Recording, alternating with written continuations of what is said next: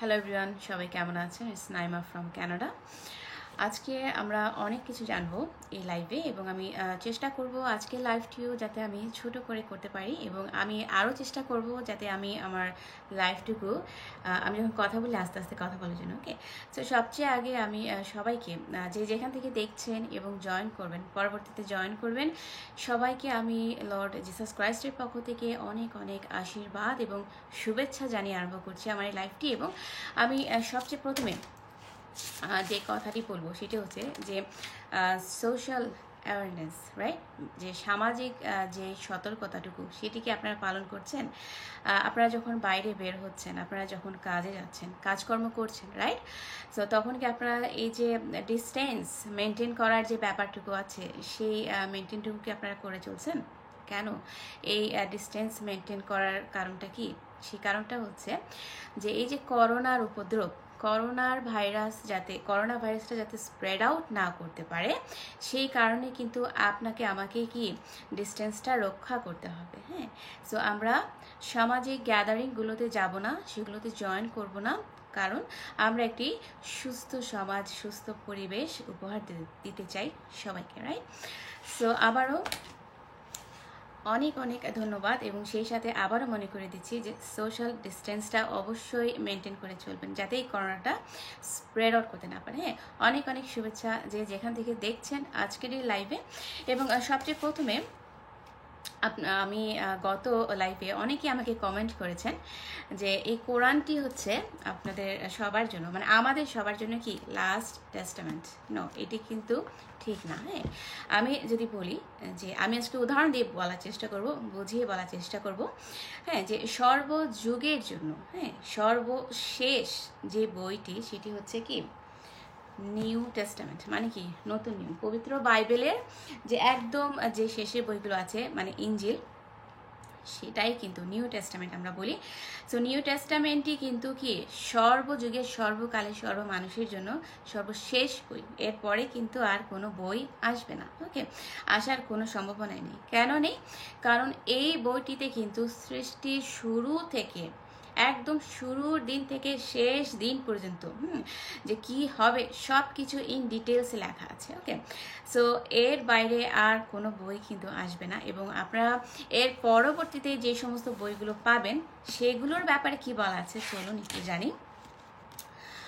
আমরা যদি গালাশিয়ান 1 নম্বর অধ্যায়ের 8 নম্বর ভার্সে যেখানে লেখা আছে যে আমরা তোমাদের কাছে যে সত্য সুসমাচার প্রচার করেছি তার থেকে ভিন্ন কোনো সুসমাচার যদি আমাদের কেউ বা কোনো স্বর্গদূত এসব প্রচার করে তবে সে অভিশপ্ত হোক। এখানে একটি বিষয় খেয়াল করবেন, এগুলো কিন্তু কোনোটাই আমার কথা নয়, পবিত্র বাইবেল থেকে বলছি। যেখানে গালাশিয়ান্স, আমি আবারও বলছি, গালাশিয়ান্স 1 নম্বর অধ্যায় 8 নম্বর ভার্সে লেখা আছে যে কেন পবিত্র বাইবেলটি হচ্ছে সর্বশেষ বই। হ্যাঁ, কারণ এখানে সব কিছু লেখা আছে। এখানে কি আছে? তাওরাত আছে, জাবুর আছে, ইঞ্জিল আছে, এবং আরও খণ্ড খণ্ড অনেকগুলো বই আছে যেগুলোতে ঈশ্বর আমাদেরকে ইনস্ট্রাক্ট করেছেন যে কিভাবে আমরা তার পথে চলবো, রাইট? সো এই গালাশিয়ান্স 1 নম্বর অধ্যায় 8-এ কি লেখা আছে আমি আবারও বলছি যে আমরা তোমাদের কাছে যে সত্য সুসমাচার প্রচার করেছি, তার মানে এই বইটিতে যা লেখা আছে, এই বইটির মধ্যে থেকে আমরা যা যা প্রচার করছি, আমি সহ আরও অন্যান্য সকলেই যা যা প্রচার করছি, তার থেকে ভিন্ন কোনো সুসমাচার, তার মানে এই বইটিতে যা লেখা আছে এর থেকে ডিফারেন্ট কোনো লেখা বা কোনো বই, যেমন কোরআন সহ আরও অনেক অনেক বই আছে, রাইট? এগুলো যদি আপনাদের কাছে বা আমার কাছে কোনো ফেরেশতাও নিয়ে আসে, হ্যাঁ, সেই ফেরেশতাকেও কি বলা হচ্ছে যে সে অভিশপ্ত হোক। ওকে, সো এখানে কিন্তু আপনারা লক্ষ্য করবেন যেই ফেরেশতা জিব্রাইল মুহাম্মদের কাছে কোরআনটি নিয়ে এসেছিল, সেই কোরআনের কথাগুলো কিন্তু 600 বছর পর, মানে ক্রিশ্চিয়ানিটি আসার 600 বছর পরে কিন্তু এই বাণীগুলো এসেছিল, রাইট? সো এর আগে কিন্তু 600 বছর আগেই কিন্তু কি এই বইয়ে লেখা আছে যে এমন কোনো বই যদি আসে এই বইয়ের পরে, এবং যদি কোনো স্বর্গদূত মানে কি? স্বর্গদূত মানে হচ্ছে ফেরেশতা, যদি কোনো ফেরেশতাও নিয়ে আসে তাহলে সেই ফেরেশতাও কিন্তু কি হবে? অভিশপ্ত হবে। ওকে, সো সেই ক্ষেত্রে আমরা যেটা দেখতে পাচ্ছি যে ফেরেশতা জিব্রাইল, যিনি শয়তান, অ্যাকচুয়ালি যদি আমি আরো ক্লিয়ারলি বলি যে ফেরেশতা জিব্রাইল কিন্তু জিব্রাইলের বেশে, শয়তান কিন্তু জিব্রাইলের বেশে এসেছিলেন মুহাম্মদের কাছে। ওকে, সো এই যে এখানে লেখা কথাগুলো লেখা আছে, আপনারা কিন্তু হালকাভাবে নেবেন না। কেন নেবেন না? যে হালকাভাবে নিলে কিন্তু ক্ষতিটা আপনার আমার হচ্ছে, অন্য কারোর হচ্ছে না, রাইট? ঈশ্বরের কিন্তু কোনো ক্ষতি হচ্ছে না। কেন? কারণ ঈশ্বর কিন্তু কারোর মুখাপেক্ষী নন। ঈশ্বরের আপনারও প্রয়োজন নেই, আমাকেও প্রয়োজন নেই, কোনো ফেরেশতারও কিন্তু প্রয়োজন নেই। বাট কি, তিনি আমাদেরকে মনের মতো করে ডিজাইন করেছেন, সৃষ্টি করেছেন, রাইট? এবং তিনি চান যে আমরা যেন তার কথাগুলো শুনি, তিনি যেভাবে ইনস্ট্রাকশন দিবেন সেভাবে মেনে চলি, যেন আমরা কি, আমরা স্বর্গে যেতে পারি এবং ঈশ্বরের দর্শন লাভ করতে পারি। ওকে, সো যেটি বলছিলাম যে যদি কেউ আমাদের কেউ বা কোনো স্বর্গদূত এসব প্রচার করে অন্য কোনো বই, হ্যাঁ, যে পবিত্র বাইবেলটি ছাড়া অন্য কোনো ভিন্ন কোনো বই যদি এনে আপনাদের কাছে প্রচার করে, বলে যে এটি হচ্ছে সর্বশেষ, ডাজেন্ট ম্যাটার কোনো মানুষ আনছে বা কোনো ফেরেশতা আনছে, ডাজেন্ট ম্যাটার, সে সবাই কিন্তু কি হবে, অভিশপ্ত হবে। সো ব্যাপারগুলো খেয়াল রাখবেন। সো এগুলো কিন্তু পবিত্র বাইবেলে লেখা আছে, যেগুলো আমি কিন্তু আগে জানতাম না। ওকে, সো এখন কিন্তু কি, ঈশ্বর আমাকে ব্যবহার করছেন যাতে আমার মাধ্যমে আপনারাও জানতে পারেন এবং সতর্কতা অবলম্বন করতে পারেন। ওকে, সো আজকে আমরা যে চমৎকার বিষয়টি নিয়ে জানবো সেটি হচ্ছে যে আমরা কিন্তু সবাই জানি রাজা সুলাইমানের কথা, রাইট?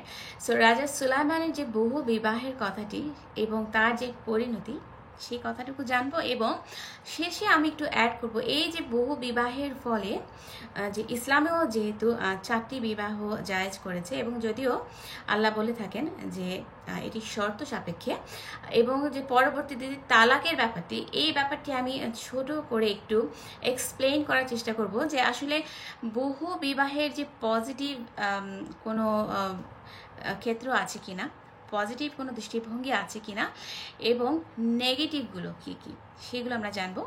বাট কি, সবচেয়ে প্রথমে আমি একটু ছোট্ট করে প্রার্থনা করে নিব লর্ড জিসাস ক্রাইস্টের কাছে সবার জন্য, এবং আপনারাও কিন্তু কি আপনাদের প্রার্থনাটুকু করতে ভুলবেন না।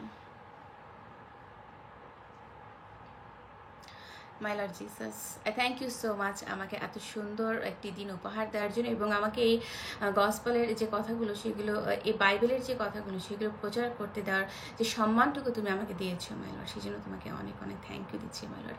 আজকে লাইভটি যারা দেখছেন সবাইকে তুমি আশীর্বাদ করো এবং তুমি টাচ করো মাই লর্ড। যদি তাদের মধ্যে এমন কেউ থাকে যে যাদের কথাগুলো শোনা, যাদের প্রার্থনাটুকু শোনা বা তোমার কানে পৌঁছানো খুবই জরুরি মাই লর্ড, তুমি তাদের প্রার্থনা বা তোমার অ্যান্সারটুকু করো। থ্যাংক ইউ লর্ড, এবং তোমার পবিত্র আত্মা দিয়ে আমাকে স্বয়ং সম্পূর্ণ করো যেন আজকে লাইভটুকু আমি সুন্দর করে শেষ করতে পারি। And bless me, bless my internet connection, and also bless all the people who is watching and who will be watching in future. Thank you Jesus, amen, in Jesus name.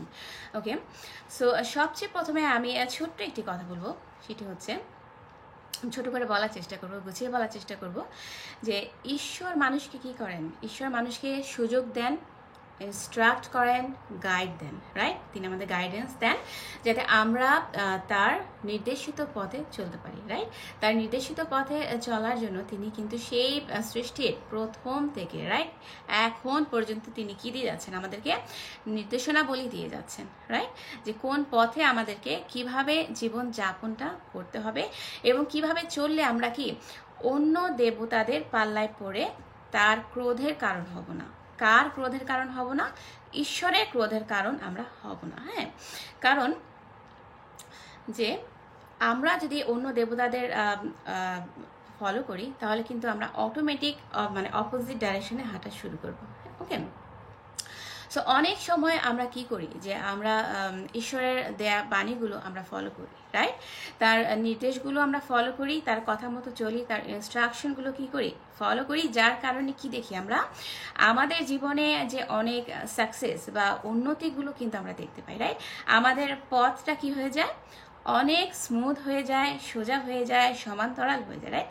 আমাদের আঁকা বাঁকা পথগুলো কি, আমরা যদিও আঁকা বাঁকা পথ দিয়ে হাঁটি, কঠিন পথের মধ্য দিয়ে হেঁটে চলি, এটা সবাই, আমিও কিন্তু যদিও আমার হলি স্পিরিট আছে এবং যারা যারা হলি স্পিরিট লাভ করেছেন সবাই কিন্তু জানেন যে হলি স্পিরিট আসলেও কিন্তু আমাদের সবাইকে কি করতে হবে, কঠিন পথের মধ্যে দিয়ে চলতে হবে। ওকে, বাট ঈশ্বর যখন আমাদেরকে গাইডেন্স দেবেন এবং আমরা যখন তার পথ, তার কথাগুলো পালন করব, তখন কি আঁকা বাঁকা পথের মধ্যে দিয়ে হাঁটতে আমাদের খুব ভালো লাগবে। হ্যাঁ, আমাদের সব কিছু ইজি মনে হবে, তখন জীবনটা খুব সহজ সাধ্য হয়ে উঠবে, সার্থক হয়ে উঠবে। ওকে, যখন আমরা জীবনে সাকসেস দেখতে পাবো, তখনই কিন্তু আমাদের জীবনটা কি হয়ে উঠবে, সাকসেস হয়ে উঠবে। রাইট, ভিন্ন রকম সব কিছু কি লাগবে আমাদের চোখে, কি ভিন্ন রকম ভাবে দেখা দিবে, ধরা দিবে। রাইট, এবং আমাদের যে আশেপাশের পরিবেশটা, সেটাও কিন্তু আমাদের কাছে কি একটা অন্য রকম হয়ে যাবে। রাইট, এবং কেন হবে,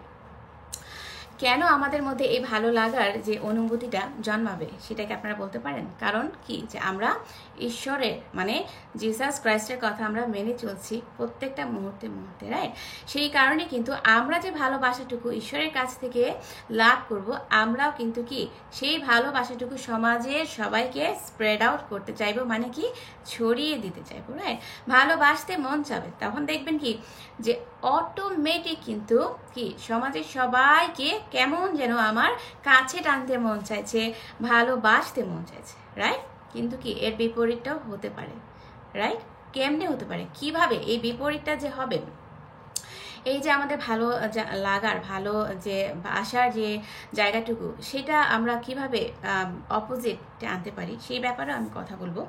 সেটি হচ্ছে, তার আগে আমি বলি যে ঈশ্বরের স্বভাবের কারণে যদিও আমরা এই ভালোবাসাটুকু আমাদের মধ্যে গ্রো করে, কারণ কি যে ঈশ্বর কিন্তু অল্পতেই তুষ্ট হন, এবং ঈশ্বরের স্বভাবই হচ্ছে ভালোবাসা এবং কি করুণায় পরিপূর্ণ। রাইট, তার যে গ্রেস, তার যে অনুগ্রহটুকু তিনি কিন্তু আমাদেরকে কি প্রতিটা মুহূর্তে কি করছেন, পোর আউট করছেন, ঢেলে দিচ্ছেন আমাদের জীবনে।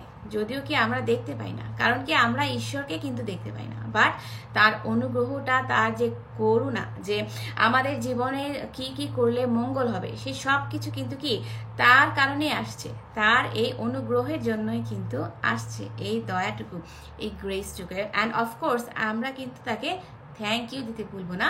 এবং আরেকটি বিষয় আমি ভুলে যাবার আগে বলতে চাই যে এই যে জিসাস ক্রাইস্ট আমাদের, আপনার আমার জন্য, হ্যাঁ, তার যে এত মহামূল্যবান জীবনটি উৎসর্গ করেছেন, কেন করেছেন? আপনার আমার জন্য। রাইট, যেন কি আমরা শয়তানের দাসত্বে যাতে আর না থাকি। হ্যাঁ, আমরা যাতে আর পাপ কাজ না করি, আমরা যাতে কি না করি, শয়তানকে ফলো না করি, আমরা যাতে ঈশ্বরের কাছাকাছি পৌঁছতে পারি, সেই জন্যই কিন্তু তিনি তার মহামূল্যবান এবং পবিত্র জীবনটি উৎসর্গ করে আমাদেরকে শয়তানের কাছ থেকে, শয়তানের দাসত্ব থেকে মুক্ত করে দিয়ে গেছে। ওকে, তো এই যে আমি কথাগুলো বলছিলাম, যখন ঈশ্বর আমাদের মধ্যে আসবেন, আমাদের মানে আঁকা বাঁকা পথগুলো কি স্মুথ হয়ে যাবে, মসৃণ হয়ে যাবে। হ্যাঁ, এর অপোজিটটাও কিন্তু হতে পারে। কিভাবে হতে পারে?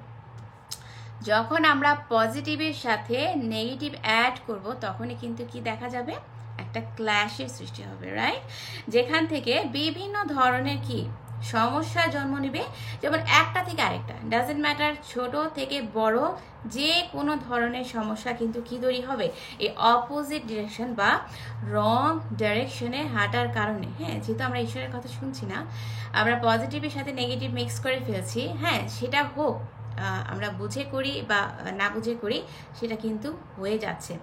সো আমরা কিন্তু তখন কি করব, মানে আমাদের সমাজের এই মানুষগুলো কিন্তু আমরা কিভাবে দেখেন সমাজটাকে কলুষিত করি, যে আমরা নিজের অজান্তেই তখন কি করি, যেহেতু ঈশ্বরের পথ থেকে সরে যাচ্ছি, ঈশ্বর বিরোধী হয়ে যাচ্ছি, অটোমেটিক কি হচ্ছে, যে সব ঘৃণ্য কাজগুলো কিন্তু করা স্টার্ট করে দেয়। হ্যাঁ, যা থেকে জন্ম নেয় কি অনেক ধরনের ঘৃণামূলক কাজ, অসামাজিক কার্যকলাপ, রাইট, নীতিহীনতা এবং চারিত্রিক যে অবক্ষয়টা আসে, সর্বোপরি কি আসে, যে সমাজের মারাত্মক যে একটা ধ্বংস, সেই সাথে আত্মিক ক্ষতি তো আছে। রাইট, আত্মিক ধ্বংস, আত্মিক বা যে মানে আত্মিকটা আমরা কি বলি, যে স্পিরিচুয়াল যেই ক্ষতিটা, এটা যে কত ভয়াবহ রূপ ধারণ করতে পারে সমাজে, যদি আমরা পা পিছলে যাই বা রং ডিরেকশনে চলে যাই, ঈশ্বর বহির্মুখী হই। হ্যাঁ, যখন আমরা এটা উপলব্ধি করি, তার আগেই কিন্তু কি মানে আমাদের এই অপরিকল্পিত ডিসিশনগুলোর জন্য, অপরিকল্পিত কাজগুলোর জন্য কিন্তু অলরেডি সমাজে বিভিন্ন ধরনের বিশৃঙ্খলা অলরেডি কি সৃষ্টি হয়ে গেছে, এবং যা থেকে বের হওয়া অনেক সময় কিন্তু টাফ হয়ে যায়। রাইট, আর ঠিক তখনই কি করে, শয়তান কি করে, যে এই সুযোগটুকু কিন্তু শয়তান খুব ভালোভাবে গ্রহণ করে। ওকে, সে কি করে, যে মানুষের মনের মধ্যে ঢোকে সেই সময়, এবং সে সবচেয়ে প্রথমে যেটা করে সেটা হচ্ছে যে সে মানুষের মধ্যে কি, আপনার আমার মধ্যে সন্দেহের সৃষ্টি করবে। ওকে, এবং বিভিন্ন ধরনের ঈশ্বরকে নিয়ে বিভিন্ন ধরনের প্রশ্নের সৃষ্টি করবে। সে আপনাকে প্রশ্নের সম্মুখীন করবে এবং আপনাকে পাজেলড করে তুলবে। ওকে, এবং আপনাকে এমনভাবে ঈশ্বর বিরোধী করে ফেলবে, এবং সেই সাথে অসামাজিক কার্যক্রম, হ্যাঁ, এগুলো কিন্তু সেই শয়তানই সৃষ্টি করছে। এগুলো কিন্তু আমাদেরকে মনে রাখতে হবে। বাট আমি যদি আপনাকে একটি প্রশ্ন করি, যারা যারা লাইভটুকু দেখছেন বা দেখবেন ইন ফিউচারে, রাইট, যদি আমি একটি ছোট প্রশ্ন করি যে এই যে এই অসামাজিক কার্যগুলো হচ্ছে, মানে কর্মকাণ্ডগুলো হচ্ছে, এই যে আমরা ঈশ্বর বহির্মুখ হয়ে যাচ্ছি, ঈশ্বর বিরোধী হয়ে যাচ্ছে, হ্যাঁ, অনেকে বলেন, অনেকেই কিন্তু মানে ফলো করেন, মনে করেন যে ঈশ্বরই নেই। সো এটি যে কত ভয়াবহ একটা রূপ। হ্যাঁ, সো আমি সবার জন্য, যাদের কাছে, যাদের মাঝে ঈশ্বর আছেন, মানে আমরা যারা ঈশ্বরকে বিশ্বাস করছি এবং যারা ঈশ্বর আছেন এবং ঈশ্বরকে বিশ্বাস করছি না, তাদের সবার কাছে আমার শুধু একটি প্রশ্ন, এই যে শয়তান এই কর্মকাণ্ডগুলো, এই অসামাজিক কর্মকাণ্ড থেকে আরম্ভ করে সব কর্মকাণ্ড, মানে নেগেটিভ কাজগুলো সৃষ্টি করছে, এক্ষেত্রে কি শয়তান একাই দায়ী, নাকি আমাদেরও এর দায়ভার আছে? আপনি কি মনে করবেন, রাইট? আমি কিন্তু আপনাদের কাছ থেকে ওই প্রশ্নের উত্তরটি জানতে চাই, যে আমরা কি শুধু শয়তানকে দায়ী করব, নাকি আমাদেরও এই দায়ভার আছে, আমাদেরও আমাদের নিজেদেরকে শয়তান থেকে মুক্ত হওয়ার যে দায়িত্ব, সেই দায়িত্বটুকু আছে। আমরা যদি আপনি মনে করেন যে হ্যাঁ, শয়তান থেকে মানে বের হওয়ার দায়িত্ব আমারও আছে, তাহলে আপনি কি সেই দায়িত্বটা যথাযথভাবে পালন করছেন? সেই প্রশ্নটুকু আমি করতে চাই। এবং অবশ্যই এই বিশৃঙ্খলাটুকু, মানে শয়তানের পাল্লায় পড়ে আপনারা সমাজে কোনো বিশৃঙ্খলা অবশ্যই সৃষ্টি করবেন না। হ্যাঁ, এবং অফকোর্স আমরা কি ঈশ্বর বিরোধী কিন্তু হওয়া যাবে না। অফকোর্স আমরা ঈশ্বরের যে আজ্ঞাগুলো, যে বাণীগুলো, সেগুলো আমরা যথাযথভাবে চেষ্টা করব পালন করার। বাট এগুলো কিন্তু পালন করা ইজি হবে না। It's not easy to maintain, যে আমাদেরকে ঈশ্বর যে কাজগুলো করতে বলেছেন, এগুলো কিন্তু কোনো কিছুই করা ইজি না। বাট আমরা চেষ্টা করব। এই যে আমরা চেষ্টা করছি, এর মধ্যেও কিন্তু আমাদের পুরস্কার আছে। হ্যাঁ, রিওয়ার্ড আমরা পাবো, কারণ আমরা যে চেষ্টা করছি শয়তানকে দমানোর জন্য, সেটা তো লর্ড অফকোর্স দেখছেন, রাইট? এবং সেই সময় কিন্তু আমাদের অটোমেটিকলি ঈশ্বরের কাছ থেকে আমরা হেল্প পাবো। যে হেল্পটুকু আমরা পাবো, সেটাই কিন্তু আমাদের সমাজটা যাতে উন্নত হয়, সমাজের আরও 10 জনের যাতে উন্নতি হয়, সেদিকে কিন্তু আমাদেরকে নিয়ে যাবে, পথ দেখাবে। এবং এই পথ দেখাবে কে? একমাত্র ঈশ্বরই কিন্তু আমাদেরকে পথ দেখাতে পারে। কারণ শয়তান কিন্তু কখনো চাবে না আপনি ঈশ্বরকে কি প্রেইজ করেন, ঈশ্বরের প্রশংসা করেন। কারণ কি, এটাই কিন্তু মানে শয়তানের, ঈশ্বরের সাথে যে শয়তানের ফাইট প্রতি মুহূর্তে, এটাই কিন্তু শয়তান অবশ্যই চাবে না আপনি ঈশ্বরের কাছে মাথা নত করেন। বাট এটা কিন্তু আমাদেরকে মনে রাখতে হবে, আমরা কোনোভাবে কোনো পর্যায়ে জীবনে যত কঠিন সমস্যা আসুক না কেন আমাদের জীবনে, আমরা শয়তানকে সুযোগ দিব না। ওকে, আমরা যত কঠিন, মানে ডাজন্ট ম্যাটার, যত হার্ড হোক না কেন, আমরা শয়তানকে একেবারে আমাদের জীবনে প্রশ্রয় দিব না। ওকে, সো আমরা যখন শয়তানের কথা বাদ দিয়ে আমি যদি আরেকটু সোজা করে বলি, যে আমরা যখন আমাদের সেন্সিটিভ জায়গায় কাউকে ঢুকতে দিব, রাইট? আমাদের জীবনের অনেক সেন্সিটিভ জায়গা আছে কিন্তু, যে প্রত্যেকের জীবনে, আমার সব প্রত্যেকের জীবনে কিন্তু এমন কিছু কিছু সেন্সিটিভ জায়গা আছে যেগুলো অ্যাকচুয়ালি অন্যকে বলার কোনো প্রয়োজন নাই। সেটা মানুষ হোক বা শয়তান হোক। শয়তানকে তো আমরা দেখতে পাই না, বাট মানুষকে আমরা দেখতে পাই না। অফকোর্স কিছু কিছু মানুষ আছে সমাজে, এটি আমি বলার আগে বলে নিচ্ছি, আমি কাউকে হার্ট করছি না, কিন্তু আমি জাস্ট উদাহরণ দেওয়ার জন্য বলছি, আমি কাউকে মেন করে বলছি না। ওকে, সো কিছু কিছু মানুষ আছে আমাদের সমাজে আমাদের সাথে বসবাস করেন, তারা কিন্তু শয়তান রূপী মানুষ, তাদের মধ্যে কিন্তু শয়তান বাস করে, তারা নিজেরাই কিন্তু শয়তান। ওকে, কারণ কি, তারা যেহেতু অটোমেটিক যে ঈশ্বরের পথ থেকে চলে গেছে, তারা বুঝতেও চেষ্টা করছে না যে আমি কি ফলো করছি বা কি ফলো করা আমার জন্য, সমাজের জন্য আর 10 জন মানুষের জন্য উপকার হবে, সেটা যেহেতু তারা উপলব্ধি করতে পারে না, এই কারণে কিন্তু তারা কি করে, তারা আপনার কাছে আসবে এবং আপনার ভিতরে যে সেন্সিটিভ যে জায়গাগুলোটুকু আছে, যে জায়গাটা আছে, যে সেন্সিটিভ কথাগুলো আছে সেগুলো বের করার চেষ্টা করবে আপনার মন থেকে। ওকে, সো তাদের কাছ থেকে সতর্ক হবেন, সেই সমস্ত মানুষের কাছ থেকে কি দূরে থাকার চেষ্টা করবেন। ওকে, আমাদের দরকার নেই সেই সমস্ত মানুষ। আমাদের 100 জন মানুষের চাইতে একজন ভালো মানুষ এনাফ, এবং একজন ভালো মানুষের চাইতে আরো ভালো কি ঈশ্বর কিন্তু মানুষ না। হ্যাঁ, তো আমি জাস্ট ইন জেনারেল বোঝানোর জন্য বলছি সবাইকে, সাধারণভাবে বলছি যে আমাদের কোনো মানুষের চাইতে সবচেয়ে ভালো বেস্ট ফ্রেন্ড কে, তিনি হচ্ছেন লর্ড জিসাস ক্রাইস্ট।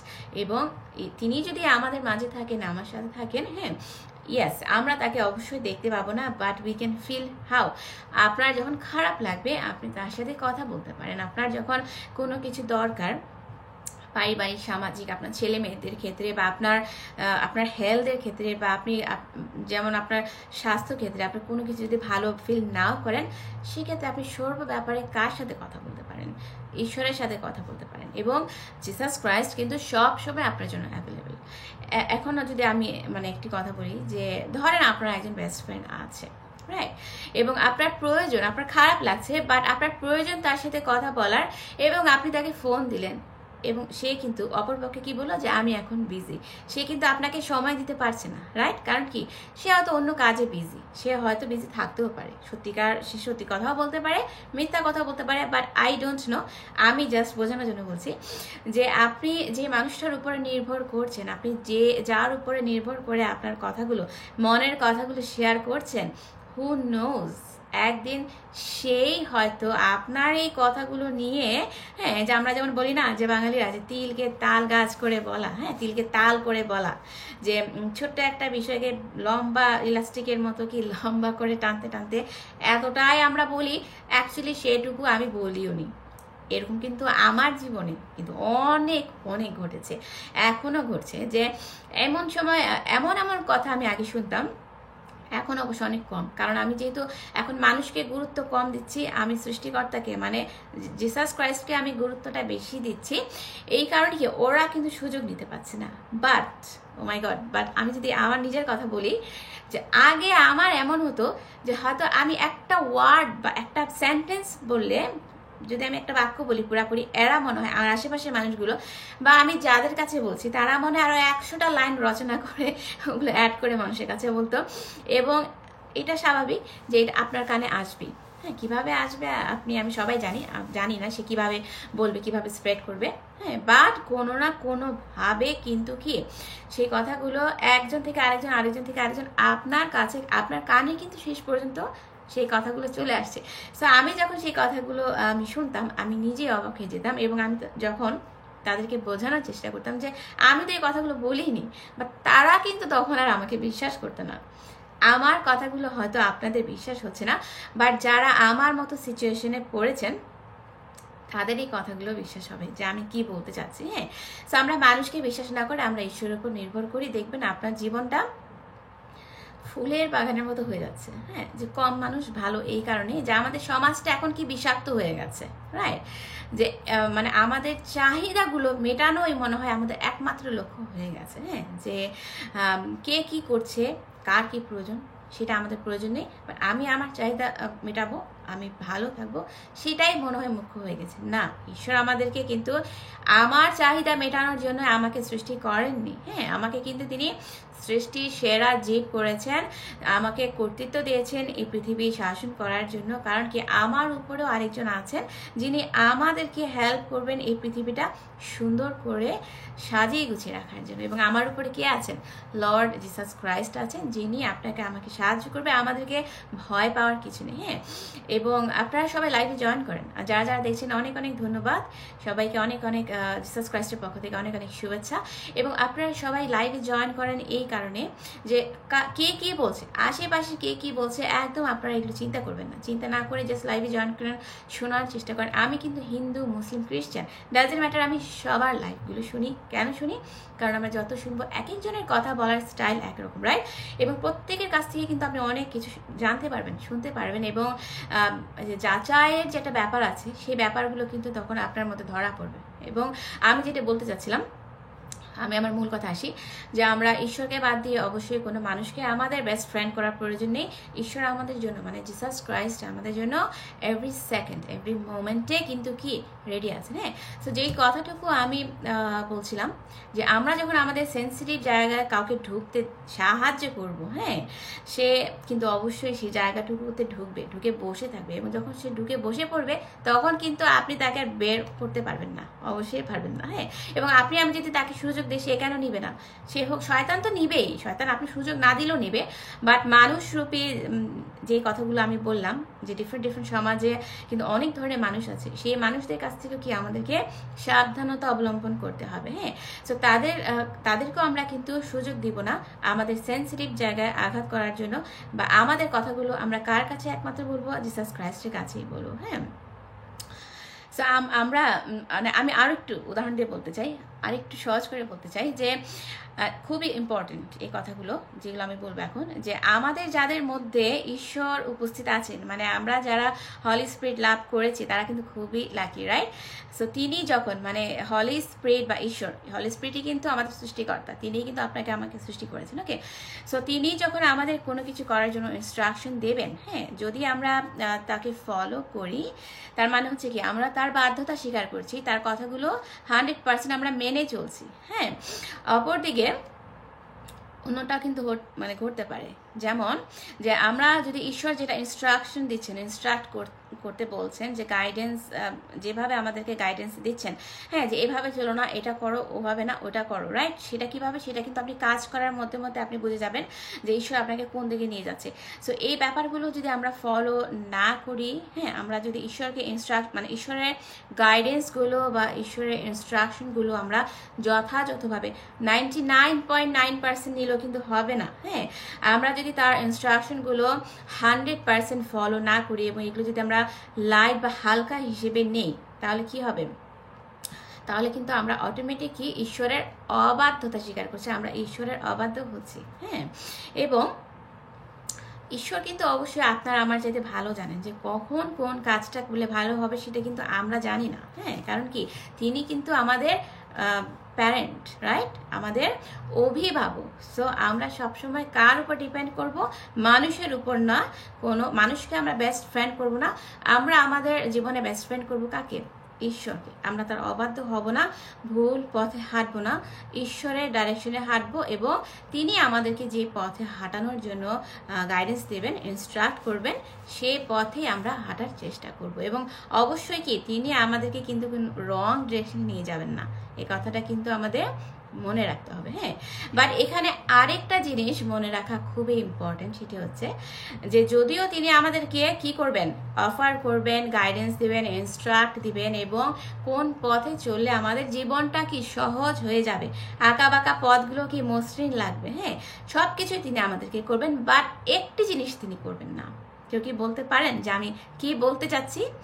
এই যে জিনিসটি তিনি আমাদের জন্য করবেন না, যদিও তিনি সব কিছু করবেন, গাইডেন্স দিবেন, ইনস্ট্রাকশন করবেন সব, বাট ফোর্স করবেন না।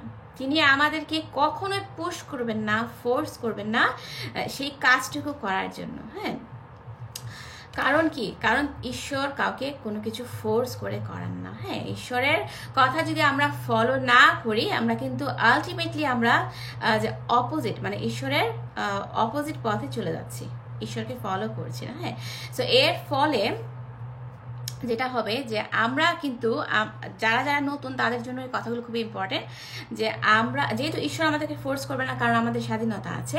সো এর ফলে কিন্তু আমরা ঈশ্বরকে হারাতে পারি। কেন হারাতে পারি?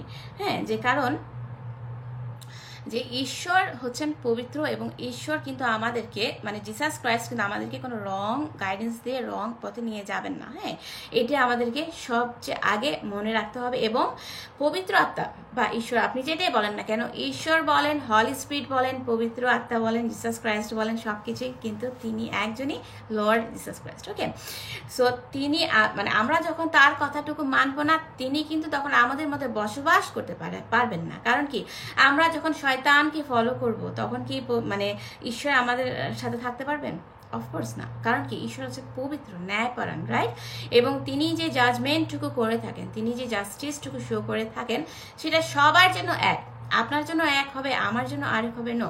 এটা ক্ষেত্র বিশেষে জাস্টিস মানে জাজমেন্টের যে বিষয়গুলো ডিফারেন্ট হতে পারে, বিচারের বিষয়গুলো ডিফারেন্ট হতে পারে, বাট তিনি কিন্তু কোনো ভুল ডিসিশন দেবেন না, ঠিক তেমনি আপনাকে ভুল পথও নিয়ে যাবেন না। হ্যাঁ, এবং আমরা যদি হলি স্পিরিট, যারা যারা আপনারা হলি স্পিরিট লাভ করতে চান, তারা হলি স্পিরিট লাভ করার পরে যদি তার ডাইরেকশন, তার কথা মতো না চলেন, তাহলে কিন্তু কি আপনারা কিন্তু এই হলি স্পিরিটটুকু হারাতে পারেন। হ্যাঁ, এবং আমরা যারা তার এই স্পিরিটটুকু লাভ করেছি, আমাদেরও কিন্তু কি এই হারানোর ভয়টুকু আছে। কেন আছে? কারণ আমার যদিও হলি স্পিরিট আছে, আমি আমার ব্যক্তিগত উদাহরণ দিই, যে যদিও আমার হলি স্পিরিট আছে, বা তারপরেও যদি আমি তাকে ফলো না করি, আমি ঈশ্বরকে ফলো না করি, হ্যাঁ, তার মানে অটোমেটিক আমি তাকে গুরুত্ব দিচ্ছি না। আমি তাকে যখন গুরুত্ব দিচ্ছি না, ইট মিনস আমি কাকে গুরুত্ব দিচ্ছি? আমি আরেকজনকে গুরুত্ব দিচ্ছি, রাইট? এবং আমি শয়তানকে গুরুত্ব দেওয়ার ফলে যেটা হচ্ছে যে ঈশ্বর কিন্তু শয়তানের মাঝে বসবাস করবেন না। আমরা যাতে শয়তানের পাল্লায় পড়ে রং ডিরেকশনে না চলে যাই, সেজন্যই কিন্তু কি তিনি আমাদেরকে গাইডেন্স দেবেন, টিচ করবেন, তিনি হচ্ছেন আমাদের শিক্ষক, রাইট? সো আরও সোজা করে যদি আমি বলি যে আপনার প্র্যাকটিক্যাল লাইফে দেখেন না, আপনি যখন একটা চাকরি করেন বা শিক্ষকতা করেন বা যে কোনো জবে আপনি করেন না কেন, আপনি যদি আপনার বসের কথা না শোনেন, তাহলে কি আপনার চাকরিটা থাকবে? অবশ্যই না। সো এখানে এই যে পৃথিবীর চাকরি আমি বলেছি, সেখানেও কিন্তু অরাজকতা আছে, রাইট?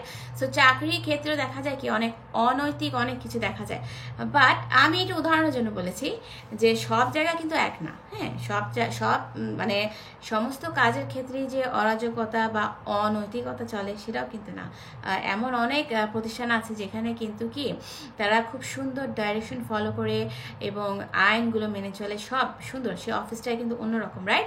এবং সেই অফিসের মধ্যে যে কলিগ, দেখা যায় যে বস, সেখানে মানে সে অফিসের যে প্রধান, তিনি কিন্তু তার যে কর্মচারীদেরকে একদম পরিবারের সদস্যদের মতোই কিন্তু কি টেক কেয়ার করেন। বাট এটা কিন্তু সব কিছু না। অনেক সময় কি দেখা যায় যে কাজ করতে গেলে, কাজের ক্ষেত্রে আমাদের কি করতে হয় যে বসের যে একটা মানে বসকে খুশি করার যে একটা ব্যাপার, সেটি করতে হয়, রাইট? সো এগুলো কিন্তু কি অনৈতিকতা। হ্যাঁ, যে আমার ইচ্ছা করছে না, আমি বুঝতে পারছি যে এই কাজটি করা ঠিক না, অনৈতিক কাজ, বাট আমাকে কি আমার চাকরি বাঁচানোর জন্য করতে হবে, সেটা ডিফারেন্ট। বাট যেই ডিফারেন্সের কথাটা আমি বলছি, মানে যেই পার্থক্যের কথাটা বলছি, হ্যাঁ, যে মানে যে এই কথাটার বলার মূল কারণ হচ্ছে যে ঈশ্বরকে আমাদের প্রাধান্য দিতে হবে। হ্যাঁ, যে ঈশ্বরের মধ্যে কিন্তু, যে আমি যে একটু আগে বললাম যে কোনো কোনো প্রতিষ্ঠানে অনৈতিকতা থাকতে পারে, ইয়েস থাকতে পারে, রাইট? আমরা যদি সবাই ঈশ্বরের পথে হাঁটতাম, তাহলে তো আমাদেরকে এই প্রিচিংগুলো আর করতে হতো না। আমরা সবাই কি সুন্দর সুখী সমাজ জীবন উপভোগ করতে পারতাম, রাইট? নেই, এইটুকু নেই বলেই কিন্তু আপনার আমাদের মতো যারা আমরা ধর্মীয় প্রিচিংগুলো করি, আমাদের কথাগুলো শুনে মানুষ কিন্তু অনেক পরিবর্তন হতে পারে। হ্যাঁ, সো এখন আমি মূল কথা আসি, সেটি হচ্ছে যে আমাদের জীবনে যখন ঈশ্বর আসবে, আমাদের কিন্তু সবাইকে কি ঈশ্বরকে আগে মূল্যায়ন করতে হবে। কারণ কি ঈশ্বরের মধ্যে কিন্তু কোনো অনৈতিকতা নেই। হ্যাঁ, তিনি কিন্তু আমাদেরকে রংভাবে জাজ করবেন না। আমি আবারও বলছি, তিনি যেটা করবেন আমাদের ভালোর জন্য করবেন, আমাদের জীবনের জন্য, জীবনের যেটা উন্নতি হয় সেজন্যই তিনি করবেন, এবং আমাদের সমাজের আর 10 জনের যাতে উন্নতি হয় সেই জন্যই কিন্তু তিনি আমাদেরকে ঠিক সেভাবে গাইডেন্স করবেন। ওকে, ঠিক সেভাবে আমি যদি আরেকটু উদাহরণ দিই, যে আমরা যদি ঈশ্বরের ডাইরেকশন ফলো করি, তাহলে অবশ্যই কিন্তু কি আমরা ঈশ্বরকে আমাদের জীবনে কি লাভ করব। ওকে, এবং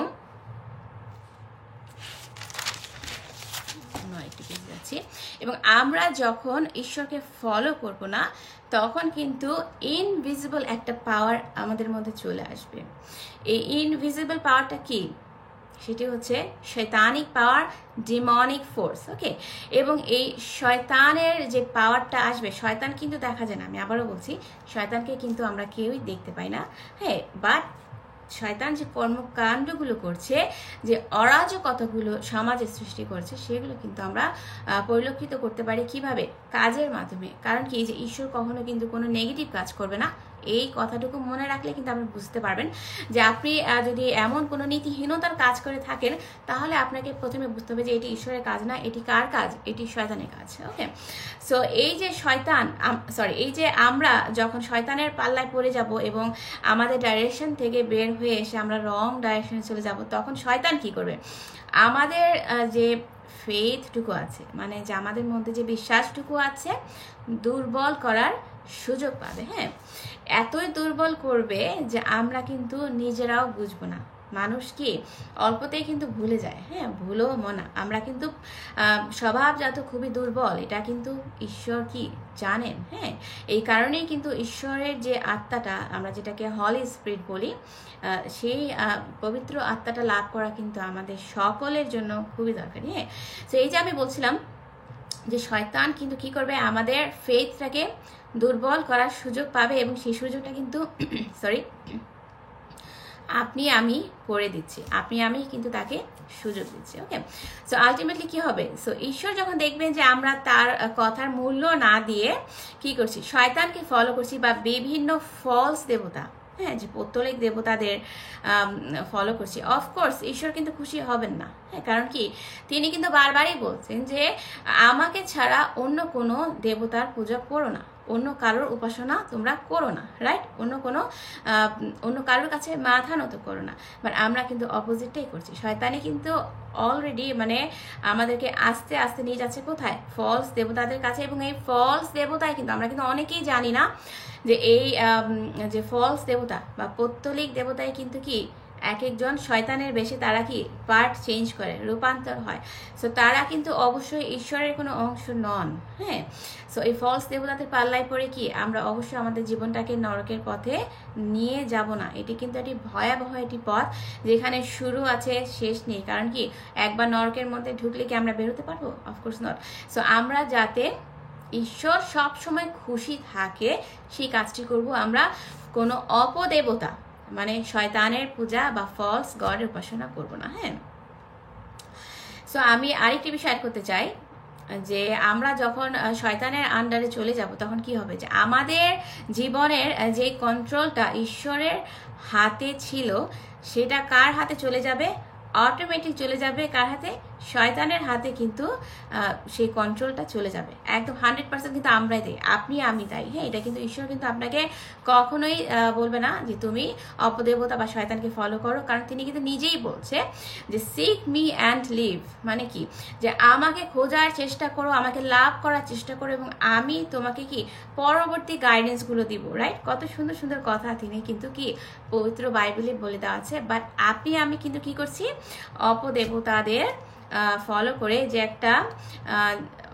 লাগামহীন লাইফে আমরা চলে যাচ্ছি। রাইট, এবং ঈশ্বর কিন্তু আমাদেরকে লাগামহীন রাখতে চাচ্ছেন না, বাট আমরাই কিন্তু এই জন্য দায়ী। হ্যাঁ, যে একটি জিনিস খুব ইম্পর্টেন্ট এখানে জেনে রাখা, যে ঈশ্বর যেমন তার পার্টটুকু 100% করবেন, মানে কি জিসাস ক্রাইস্ট যেমন তার অংশটুকু 100% নিশ্চয়তা সহকারে গ্যারান্টি সহকারে করবেন। কারণ কি তিনি যেটা বলেন, ঈশ্বর যে কথাটুকু তার মুখ দিয়ে বের করবেন সেই কথাটুকু কিন্তু তিনি আর ফেরত নেবেন না, এবং তিনি কোনো নেগেটিভ কথা অবশ্যই কখনোই আমাদের জন্য বলবেন না। তিনি তার প্রমিসটুকু কিন্তু 100% করবেন। হ্যাঁ, সো আমরা ঠিক তেমনি আমাদেরকেও সাহায্য করতে হবে ঈশ্বরকে, আমরা যেন আমাদের পার্টটুকু 100% করি। আমি আবারও বলছি, ঈশ্বর যেমন তার পার্টটুকু 100% করবেন, অফকোর্স করবেন, কারণ কি তিনি ন্যায় পরায়ণ, রাইট? এবং আমরাও যেন আমাদের যে পার্টটুকু আমরা যাতে 100% করি, ঈশ্বরকে আমরা সাহায্য করি, তাহলেই দেখবেন যে একটা রেজাল্ট, চমৎকার একটা রেজাল্ট আপনি লাভ করতে পারবেন। ওকে, সো এতক্ষণ ধরে আমি এই কথাগুলো বলার একটি কারণ, যে আপনারা যারা নতুন বা যারা হলি স্পিরিট সম্পর্কে জানেন না, অথবা ঈশ্বরের পবিত্র আত্মাটি কিভাবে লাভ করতে জানেন না, বা যারা যারা নতুন লাভ করেছেন, হ্যাঁ, যে তারা যাতে সব সময় আমরা যাতে কোনো অবস্থাতে ঈশ্বরকে হার্ট না করি, এবং ঈশ্বরকে যেন কখনো আমরা না হারাই, এই কারণেই কিন্তু আমি এই কথাগুলো এতক্ষণ বললাম। হ্যাঁ, যেহেতু আমার লাস্ট গত পর্বে লাইভটি ছিল যে স্বর্গীয় টিকিট লাভ করার উপায় কি, পবিত্র আত্মা। আপনারা সবাই আমার লাস্টের যে লাইভ, শেষের লাইভটুকু দেখবেন, তাহলে আজকের এই পর্বটুকু, এই অর্ধেক পর্বটুকু আমি অর্ধেক লাইভ কিন্তু শেষ করে ফেলেছি, আর অল্প একটু বাকি আছে, আমি যেহেতু দীর্ঘ করতে চাচ্ছি না। ওকে, সো আপনারা যারা আমার আগের লাইভটুকু শুনবেন, আজকের লাইভটুকু আপনাদেরকে অনেক হেল্প করবে। এবং যারা যারা নতুন আমরা ঈশ্বরকে লাভ করার চেষ্টা করছি, ঈশ্বরকে আমাদের লাইফে আমাদের জীবনে আহ্বান করছি, তাদের জন্য কিন্তু এই কথাটুকু খুবই ইম্পর্টেন্ট। এবং আরেকটি ইম্পর্টেন্ট কথা হচ্ছে, আমরা যাতে কোনো মতে ঈশ্বরকে, কোনো অবস্থাতে ঈশ্বরকে না হারে, সেইটুকুর কিন্তু দায়িত্ব আপনার এবং আমার। হ্যাঁ, কারণ কি আমাদের এই জীবনে স্বাধীনতা আছে, আমাদের পৃথিবীতে কিন্তু কি ফ্রি চয়েস আছে, ফ্রি উইল আছে। আমরা কিন্তু ইচ্ছা করলে ঈশ্বরের পথেও হাঁটতে পারবো, আবার আমরা যদি চাই যে না আমরা ঈশ্বরকে ফলো করবো না, আমরা রং ডিরেকশনে হাঁটবো, সেটাও কিন্তু আমরা পারবো। হ্যাঁ, তিনি কিন্তু আমাদের দুটো পথই খোলা রেখেছেন। বাট আমাদেরকে পৃথিবীটা চিন্তা করলে হবে না, আমাদেরকে চিন্তা করতে হবে সবচেয়ে প্রথম যেটা, সেটা হচ্ছে যে পরকালের চিন্তা, যে ওখানে যেতে হলে আমাদের আসলে কি কি স্যাক্রিফাইসটুকু করতে হবে। এই যে আমি স্যাক্রিফাইসের কথাটুকু বলছি, হ্যাঁ কেন বলছি, যে আমাদেরকে এই পৃথিবীতে চলার জন্য অনেক অনেক ধরনের স্যাক্রিফাইস করতে হবে, আর্থিক, সামাজিক, তারপরে অনেকে দেখবেন যে সুখী না, জীবনে সুখী না, রাইট? এটাও কিন্তু আপনার স্যাক্রিফাইসের আওতায় পড়ে। হ্যাঁ, যেমন অনেকে যদি ইনকামটা কম থাকে, আপনি যদি পাশের কারোর সাথে আপনি টেক্কা দিতে চান বা আপনার লেভেলটা আপনি যাচাই করতে চান, তাহলে আপনি সেভাবে কিন্তু সুখী হবেন না। সো এভাবে চিন্তা না করে আপনি দেখবেন যে আমি এই পৃথিবীতে কেন এসেছি, ঈশ্বরকে হ্যাপি করতে এসেছি, ঈশ্বরের প্রেজিং করতে এসেছি, তার প্রশংসা করতে এসেছি, এবং আমার জন্য অসামান্য একটি পুরস্কার আছে। কোথায়? স্বর্গে আছে, সেটি স্বর্গে রহিত আছে। বাট এখন আমি লাভ করব না, সেটি কখন লাভ করব? জাজমেন্টের সময়, রাইট? যখন আমাদের বিচার করা হবে, তখন কিন্তু কি ঈশ্বর সব কিছু, খাতায় কিন্তু সবই লেখা আছে, ঈশ্বর কিন্তু সব কিছু দেখে দেখে গুনে গুনে সব কিছু আমাদের কর্মের পাল্লা যতটুকু ভারী হবে ঠিক ততটুকু কিন্তু আমাদেরকে রিওয়ার্ড দেবে। বাট আমরা যদি ভালো কাজও করি, বাট আমরা যদি ঈশ্বরকে আমাদের মতো আহ্বান না করি এবং আমরা যদি শয়তানকে ফলো করি, তাহলে কিন্তু আমরা রিওয়ার্ডটুকু পাবো না। ওকে, এবং স্বর্গ লাভ করা কিন্তু ইজি না। আমি যতটুকু সহজ মনে করছি, স্বর্গ লাভ করা কিন্তু ঠিক ততটুকুই কঠিন, অপোজিট। হ্যাঁ, এবং কখনোই আমরা চিন্তা করব না যে আমরা এই পৃথিবীতে কি খুব সুখে স্বাচ্ছন্দ্যে বসবাস করার জন্য এসেছি। নো, আপনি একটা জিনিস খেয়াল করেন যে আমাদের লর্ড জিসাস ক্রাইস্ট যখন মনুষ্যরূপ ধারণ করে স্বর্গ থেকে এসেছিলেন, হ্যাঁ, তিনিও কিন্তু পৃথিবীতে অনেক ধরনের কি ট্রিবুলেশন পার করেছেন। তিনি কি হ্যাপি ছিলেন? Of course not. তাকেও কিন্তু শয়তান পরীক্ষা করেছে, রাইট? বাট তিনি কি তার পিতার উপর ডিপেন্ডেন্ট ছিলেন। এবং একটি কথা আমি আপনাদেরকে বলবো, যে এই যে আমি পিতার কথা বলি, আমরা বলি যে ট্রিনিটি, এই ট্রিনিটিটা আসলে কি? আমরা যেটা বিশ্বাস করি যে পিতা, পুত্র এবং পবিত্র আত্মা নিয়েই কিন্তু এক ঈশ্বর। আপনারা কিন্তু অনেকেই মনে করেন যে আমরা তিনটা ঈশ্বর উপাসনা করি। নো, ব্যাপারটি কিন্তু ঠিক না। সো আমি যেটি বলছি যে তিনি যখন তার ঐশ্বরিকতা, সবচেয়ে আগে আমি বলি যে লর্ড জিসাস ক্রাইস্টের কিন্তু দুটি স্বভাব মানে ছিল। সেটি হচ্ছে, একটি হচ্ছে যে তিনি 100% মানুষ, তার মনুষ্যরূপ, এবং আরেকটি হচ্ছে তার 100% কি ডিভাইন নেচার, মানে ঐশ্বরিক রূপ। হ্যাঁ, তিনি যখন স্বর্গ থেকে পৃথিবীতে এসেছেন আপনার আমার জন্য তার মহামূল্যবান পবিত্র জীবনটি উৎসর্গ করতে, রাইট? ক্রুসিফাইড হয়েছিল যখন, আমরা সেই কথাগুলো জানি, এবং আমরা আরও আমি অনেক অনেক টিচিং দিব অল্প অল্প করে। সো তিনি যখন এসেছিলেন, তখন মানে স্বর্গ থেকে এসেছিলেন একদম আপনার আমার মতো সাধারণ মানুষ হয়ে, তখন কিন্তু তিনি কি করেছিলেন, তার ডিভিনিটিটুকু, মানে তার যে ঐশ্বরিক রূপটুকু তিনি ত্যাগ করে একদম নর্মাল মানুষের মতো, সাধারণ মানুষের মতোই কিন্তু আপনার আমার মতো পৃথিবীতে এসেছিলেন। তখন তিনি কি করেছেন? তিনিও কিন্তু খাওয়া দাওয়া করেছেন, ঘুমিয়েছেন, তিনিও টায়ার্ড ফিল করেছেন, তারও ক্ষুধা লেগেছিল। ওকে, এবং তিনিও কিন্তু অনেক ধরনের বিপর্যয়ের পথে গেছেন, তার পথটুকু কিন্তু কি সোজা ছিল না। সো তিনি, আমি আয়াতটুকু রেডি করা নেই, আমার ভার্সটুকু রেডি করা নেই, আমি নেক্সট ভার্সে বলবো যে তিনি কিন্তু একটি ভার্সে বলেছেন যে আমি কিন্তু পৃথিবীতে কি পিস দিব না, মানে কি যে আমি আসবো, তোমাদেরকে পৃথিবীতে আসবো, এসে দেখিয়ে দিব যে কিভাবে স্বর্গ লাভ করা যায়, বাট পৃথিবীতে তোমরা যে সুখ ভোগ করবে সেটার গ্যারান্টি কিন্তু দিতে আমি আসিনি। আমি পৃথিবী থেকে যাওয়ার পর তোমরা কিভাবে আমার দর্শন লাভ করবে সেই ব্যাপারে ধারণা দেওয়ার জন্যই কিন্তু আমি এসেছি। ওকে, বাট আমরা কিন্তু অনেকেই ভুল করে মনে করে থাকি যে জিসাস ক্রাইস্ট, বা আপনারা মুসলিমরা যাকে ঈসা বলেন, তিনি হচ্ছেন আমাদেরকে নবী, রাইট? এটি কিন্তু খুবই মারাত্মক একটি পাপ, এমন একটি পাপ আমি সহ করেছিলাম যখন আমি 2 বছর আগে মুসলিম ছিলাম, রাইট? সো এই যে পাপটুকু করছি, এই পাপের কারণে যে শয়তানের উস্কানিতে আমরা যে শয়তানকে সাকসেস দিচ্ছি, শয়তানকে আমরা জয়ী করছি, রাইট? আমরা কি বিজয়ী হচ্ছি আলটিমেটলি? নো। আমরা পৃথিবীতে হয়তো শয়তানের ধোকায় পড়ে কি একটু গাড়ি বাড়ি টাকা পয়সা লাভ করছি, রাইট? বাট আমরা যখন মৃত্যু বরণ করছি আমরা কিন্তু অটোমেটিক চলে যাচ্ছি কোথায়? নরকে চলে যাচ্ছে। আমরা কি জিসাস ক্রাইস্টের যে একটা সুন্দর একটা দর্শন, অপূর্ব একটা দর্শন আমরা কি লাভ করতে পারবো? অবশ্যই না। সো আমরা শয়তানকে সুযোগ দিব না, এবং আমরা যারা যারা ঈশ্বরের আত্মা বা ঈশ্বরকে আমাদের মধ্যে আহ্বান করার চেষ্টা করছি, বা যারা এখনো জানি না বা যাদের মধ্যে আছে, তাদের সবাইকে আমার একটা রিকোয়েস্ট যে আমরা কিন্তু এই ঈশ্বরকেও কিন্তু হারাতে পারি। হ্যাঁ, আমাদেরকে এই ভয়টা রাখতে হবে মনের মধ্যে। আমরা এমন কোনো কার্যক্রম করব না, এমন কোনো নেগেটিভ কথা শুনবো না, নীতিহীনতার পথে চলবো না, যেখান থেকে কি ঈশ্বর অটোমেটিক আমাদের কাছ থেকে ছেড়ে চলে যাবে। সো এই ব্যাপারগুলো কিন্তু খেয়াল রাখতে হবে। এবং আপনারা দেখেন না, আমি যেমন করে ঈশ্বরকে লাভ করেছি, রাইট, আমার জেনুইনিটির মাধ্যমে, আমার আন্তরিকতার মাধ্যমে, আপনারা একটু চেষ্টা করে দেখেন না যে জিসাস ক্রাইস্টের স্পিরিটটা আপনারা লাভ করতে পারেন কিনা। যে পবিত্র আত্মা আপনাকে আমাকে সৃষ্টি করেছেন, রাইট, যিনি হচ্ছেন আমাদের উকিল, স্বর্গের টিকিট, সব কিছু, ভিসা, পাসপোর্ট, সব কিছু তার কাছে আছে। দেখেন না আপনি তাকে লাভ করতে পারেন কিনা। আমি তো লাভ করেছি, এবং আমার বিশ্বাস কি আপনারাও পারবেন একদিন, রাইট? আজকে হয়তো আমার কথাগুলো আপনাদের বোধগম্য হচ্ছে না, বাট একদিন আমি কেন যেন আমার ফিলিংস আসে মনের মধ্যে যে একদিন না একদিন এমন একটা সময় আসবে যে আপনারা সবাই আপনাদের ভুলটুকু বুঝতে পেরে কি জিসাস ক্রাইস্টের কাছে আন্তরিকভাবে ক্ষমা চাবেন। ওকে, তো সেই দিনটির জন্য আমরা সবাই কি অপেক্ষা করছি, আমি সহ কিন্তু অপেক্ষা করছি যে আমার বাংলাদেশি ভাই বোনেরা আর কোনো অসুচি আত্মার পাল্লায় পড়ে, আর কোনো শয়তানের ধোকায় পড়ে আর একটি দিনও যাতে কি আমাদের পাপের খাতা অ্যাড না করি, আমরা ঈশ্বরকে ওয়েলকাম করি আমাদের জীবনে আজকে এই মুহূর্তে। আপনি কি মনে করেন এই কথাগুলো আমার না? এই কথাগুলো জিসাস ক্রাইস্টই আপনাদেরকে বলতে বলছে, যেটি আমি ফিল করছি। ওকে, সো আমি এখন পরবর্তী অংশে যাব, যেটি হচ্ছে যে আমি যার কথা বলবো খুবই ওয়েল নোন অ্যান্ড ফেমাস একজন বিশ্ববিখ্যাত রাজা, রাইট? তিনি কে সবাই আমরা জানি, এবং আমি কিন্তু আমার ক্যাপশনে দিয়েছি তিনি হচ্ছেন রাজা সুলাইমান, এবং ইংরেজিতে আমরা সলোমন বলি, রাইট?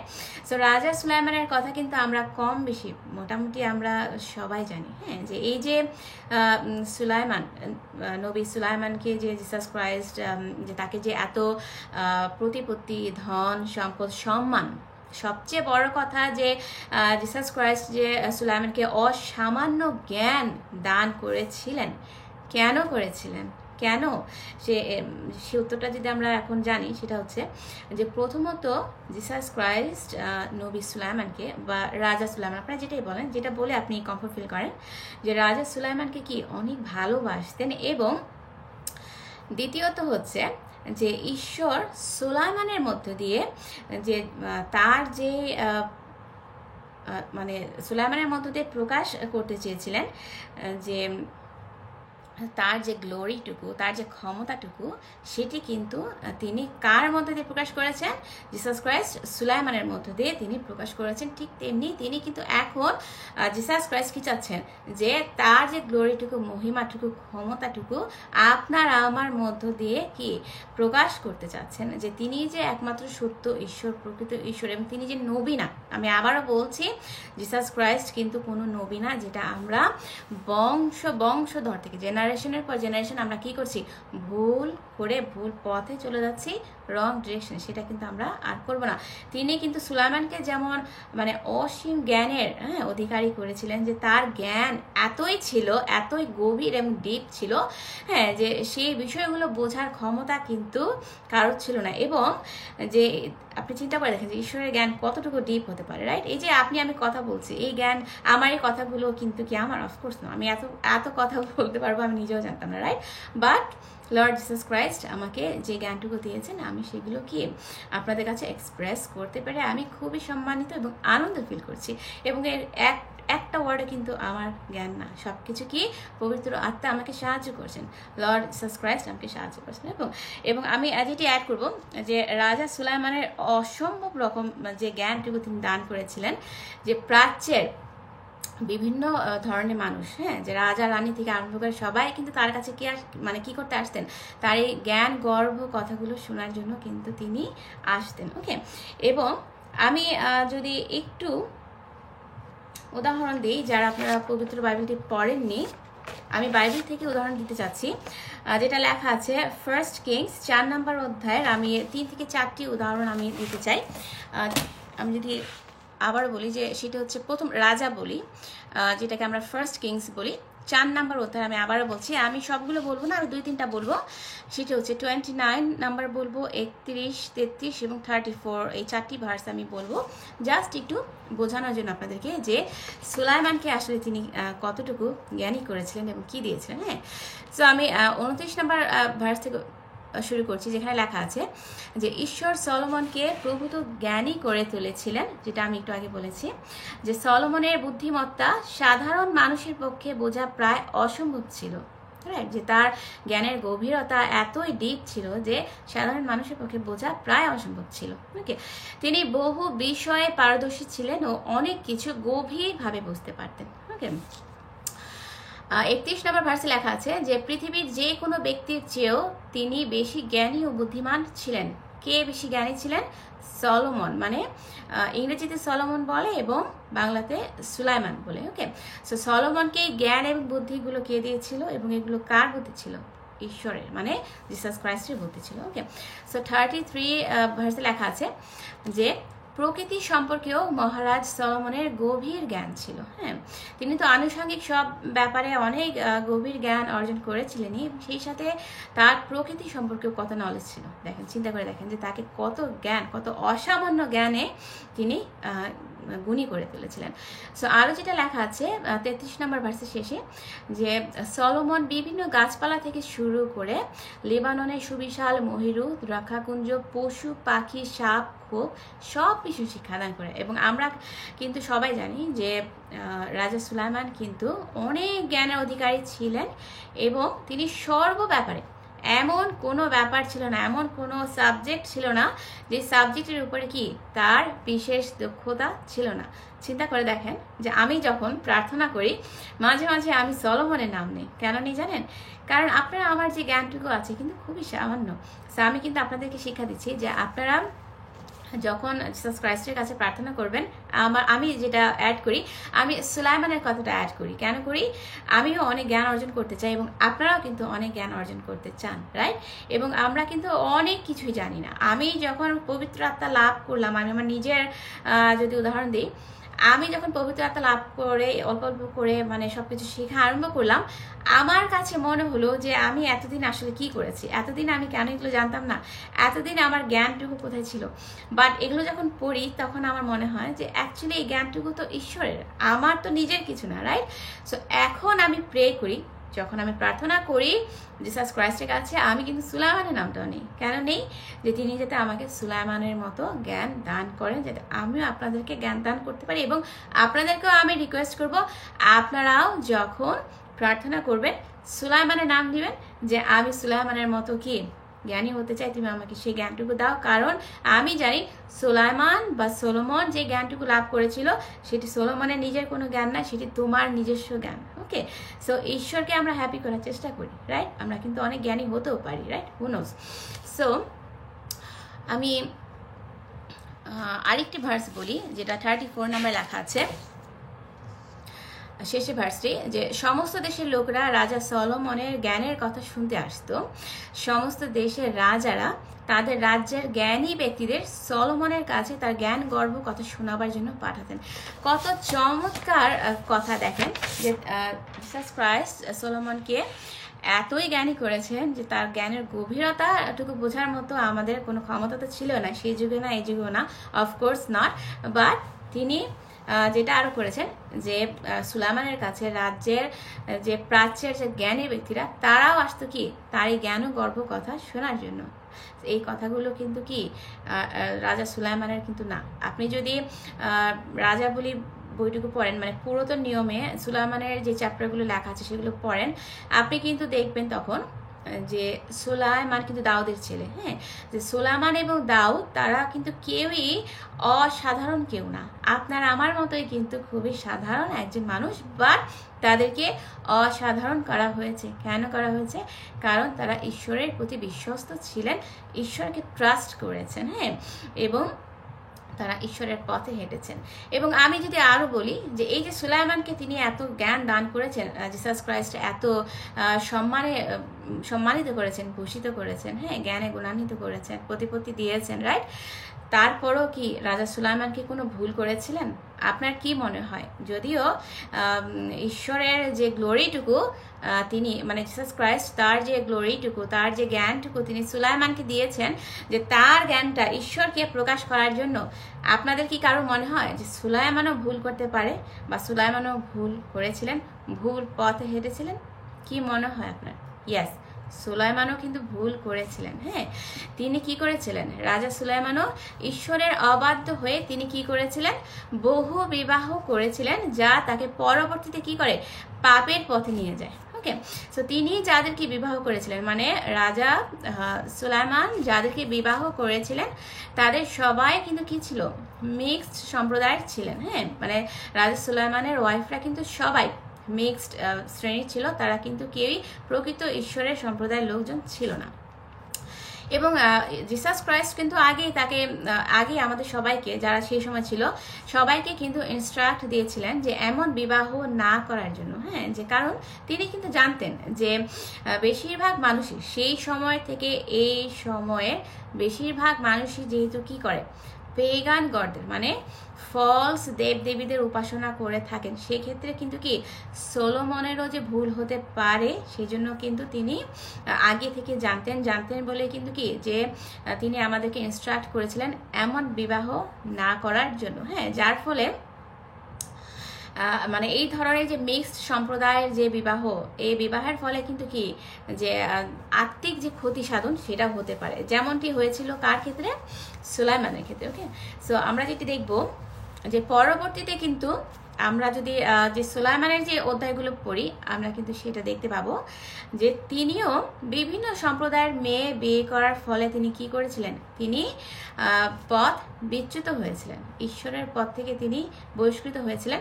হ্যাঁ, যে অটোমেটিক হয়ে গেছেন। ওকে, সো আমি একটি উদাহরণ দিব, যেটা ফার্স্ট কিংস 11 নম্বর অধ্যায় 3 নম্বর ভার্সে লেখা আছে যে সলোমনের 700 জন স্ত্রী ছিল, যারা সকলেই অন্যান্য দেশের নেতাদের কন্যা। এছাড়াও তার 300 জন কৃতদাসী উপপত্নী ছিল। সলোমনের পত্নীরা তাকে ঈশ্বর বিমুখ করে তুলেছিল। হ্যাঁ, তো যেটা আমি একটু আগে বলছিলাম যে এই যে মিক্সড সম্প্রদায়ের বিবাহের ফলে সলোমনও কিন্তু ভুল করেছিলেন, যদিও সলোমনকে মানে রাজা সুলাইমানকে তিনি এত বিশাল প্রতিপত্তি দিয়েছেন, অসামান্য জ্ঞানে তিনি গুণান্বিত করেছিলেন, জ্ঞান দান করেছিলেন। হ্যাঁ, যার কাছে প্রাচ্যের বিভিন্ন মানুষ মানে জ্ঞানী গুণী ব্যক্তিরা এসে জ্ঞান মানে তার কথা শোনার জন্য আসতো, তিনিও ভুল করেছিলেন। কেন? এই বহু বিবাহর জন্য, যেখান থেকে সৃষ্টি হয় কি বহু দেবতার পূজা, ফলস দেবতার পূজা। ওকে, সো তিনি কি শুধু তাই করেছিলেন? নো, তিনি সেটা না করে কি করেছেন যে তিনি মানে তার ওয়াইফদের যে ভিন্ন ভিন্ন দেবতার যে পূজাটুকু সেটা তো তিনি করেছেন তার ওয়াইফদের পাল্লায় পড়ে, এই বহু বিবাহের পাল্লায় পড়ে। তিনি আরও যেটা করেছেন সেটা হচ্ছে যে তিনি তাদের প্রত্যেক দেবতাদের জন্য ভিন্ন ভিন্ন উপাসনার স্থানও কিন্তু তিনি তৈরি করে দিয়েছিলেন। দেখেন কতটা মানে একটা গর্হিত কাজ, রাইট? একটা পাপ কাজ সলোমন জড়িয়ে গেছে শুধু কিসের জন্য? বহু বিবাহের জন্য, তার স্ত্রীদেরকে ফলো করার জন্য। হ্যাঁ, তিনি কি হয়ে গিয়েছিলেন? পরবর্তীতে তিনি ঈশ্বর বিমুখী হয়ে গিয়েছিলেন অটোমেটিক। ওকে, যার ফলে তিনি কি করেছিলেন যে তিনি মিক্স সম্প্রদায়ের মেয়েদের বিয়ে করার ফলে তিনি তাদের দেবতাদের দিকে ঝুঁকে গেছেন, তিনি প্রকৃত দেবতাকে ভুলে গেছেন, প্রকৃত ঈশ্বরকে ভুলে গেছেন। এবং শুধু তাই নয়, ভিন্ন ভিন্ন উপাসনার জায়গাও তিনি মানে এবাদতখানা যেটা আপনারা বলেন, সেই এবাদতখানাও কিন্তু তিনি তৈরি করে দিয়েছিলেন। কতটা জঘন্য পাপ কাজ তিনি করেছেন শুধুমাত্র এই বহু বিবাহের কারণে। হ্যাঁ, দেখেন যে শয়তান মানুষকে কিভাবে আমাদেরকে বিপথে নিয়ে যায় শুধুমাত্র ঈশ্বরের কথা ফলো না করার জন্য। ওকে, সো আমি যদি একটু অ্যাড করি যে এই কথাগুলো আসলে কোথায় লেখা আছে। সলোমন কি জানতেন না যে মুসা নবীর আইন কি তিনি পড়েননি, যেটি সলোমনের অনেক আগে ছিল, রাইট? যেটা আপনারা পাবেন যে আপনারা যদি দ্বিতীয় বিবরণ পড়েন 7 নম্বর অধ্যায় 3 থেকে 4 লেখা আছে যে যদি তোমরা, ঈশ্বর কিন্তু আগেই বলে দিয়েছিলেন, হ্যাঁ, যে যদি তোমরা অন্য জাতির কাউকে বিয়ে করো তাহলে তারা তোমাদের আমার কাছ থেকে অনেক দূরে সরিয়ে নেবে এবং তোমাদেরকে মূর্তি পূজায় বাধ্য করবে। দেখেন, তিনি কিন্তু আগেই বলে দিয়েছেন, হ্যাঁ, যে সলোমনের জন্মের অনেক আগেই কিন্তু মুসা নবীর আইনগুলো এসেছিল এবং তিনি অবশ্যই জানতেন এবং প্রথম কিন্তু তিনি ফলো করেছিলেন, রাইট। সো এর পরবর্তীতে কি হয়েছিল যে তিনি বহু বিবাহের পাল্লায় পড়ে তিনি যেটা করেছেন যে তিনি ঈশ্বর বহির্মুখী করেছেন, ঈশ্বরকে ক্রোধান্বিত করেছেন, তিনি রাগান্বিত করেছেন। বাট তিনি যদি মোজাইক আইনটা তিনি যদি ফলো করতেন তাহলে কিন্তু এই সমস্যাটুকু আর হতো না। ওকে, সো এই যে বহু বিবাহ, রাইট, এই বহু বিবাহ কিন্তু সমাজে একটা অনর্থক বা বিশৃঙ্খলা ডেকে আনে, হ্যাঁ, যা আমরা যদি এই কোরআনে পড়ি, এই কোরআনেও কিন্তু লেখা আছে। এবং আমি আবারও বলছি যে মুসলিম ভাই বোনদেরকে আমি হার্ট করার জন্য বলছি না, এবং আমার কাছে যেহেতু হিন্দু ভাই বোনদের কোনো বই নেই, আমি অনলাইনে পড়া শুরু করেছি এবং যেহেতু ওদের অনেক বই, আমার কাছে আসলে অত বইও নেই যতটুকু অ্যাভেলেবেল, এবং যেহেতু আমি বাংলাদেশে থাকি না, সেই বইগুলো আমি বুঝতেও পারছি না আমি আসলে কোথায় গেলে আমি বাংলায় পাবো। সো আপনারা কেউ যদি জানেন যে হিন্দু ভাইরা যে বইগুলো পড়ে, ধর্মীয় বইগুলো পড়ে, যদি বাংলা এমন কোনো ওয়েবসাইট থাকে আপনারা আমাকে একটু বলে হেল্প করতে পারেন, তাহলে আমি সবগুলো বই পড়ার জন্য আমি আসলে চেষ্টা করছি।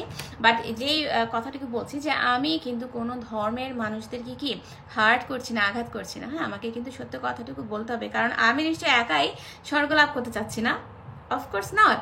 আমি চাচ্ছি আমার অন্যান্য ভাই এবং বোনেরাও যাতে আমার যাতে উচ্চ প্লেস বা স্বর্গে অনেক উচ্চ অবস্থান পান, সেই জন্যই কিন্তু আমি কথাটুকু বলছি এবং আমি কিন্তু পবিত্র আত্মার মাধ্যমে বলছি, এগুলো কিন্তু আমার কোনো মুখের কথা না। সো আমি কাউকে হার্ট করার জন্য বলছি না। আপনারা যে এই বইটা মানে কোরআনটা যারা ফলো করেন, এই কোরআনের মানে আপনারা যাকে উপাসনা করেন, তিনিও কিন্তু একজন ফলস দেবতা, হ্যাঁ, পৌত্তলিক দেবতা।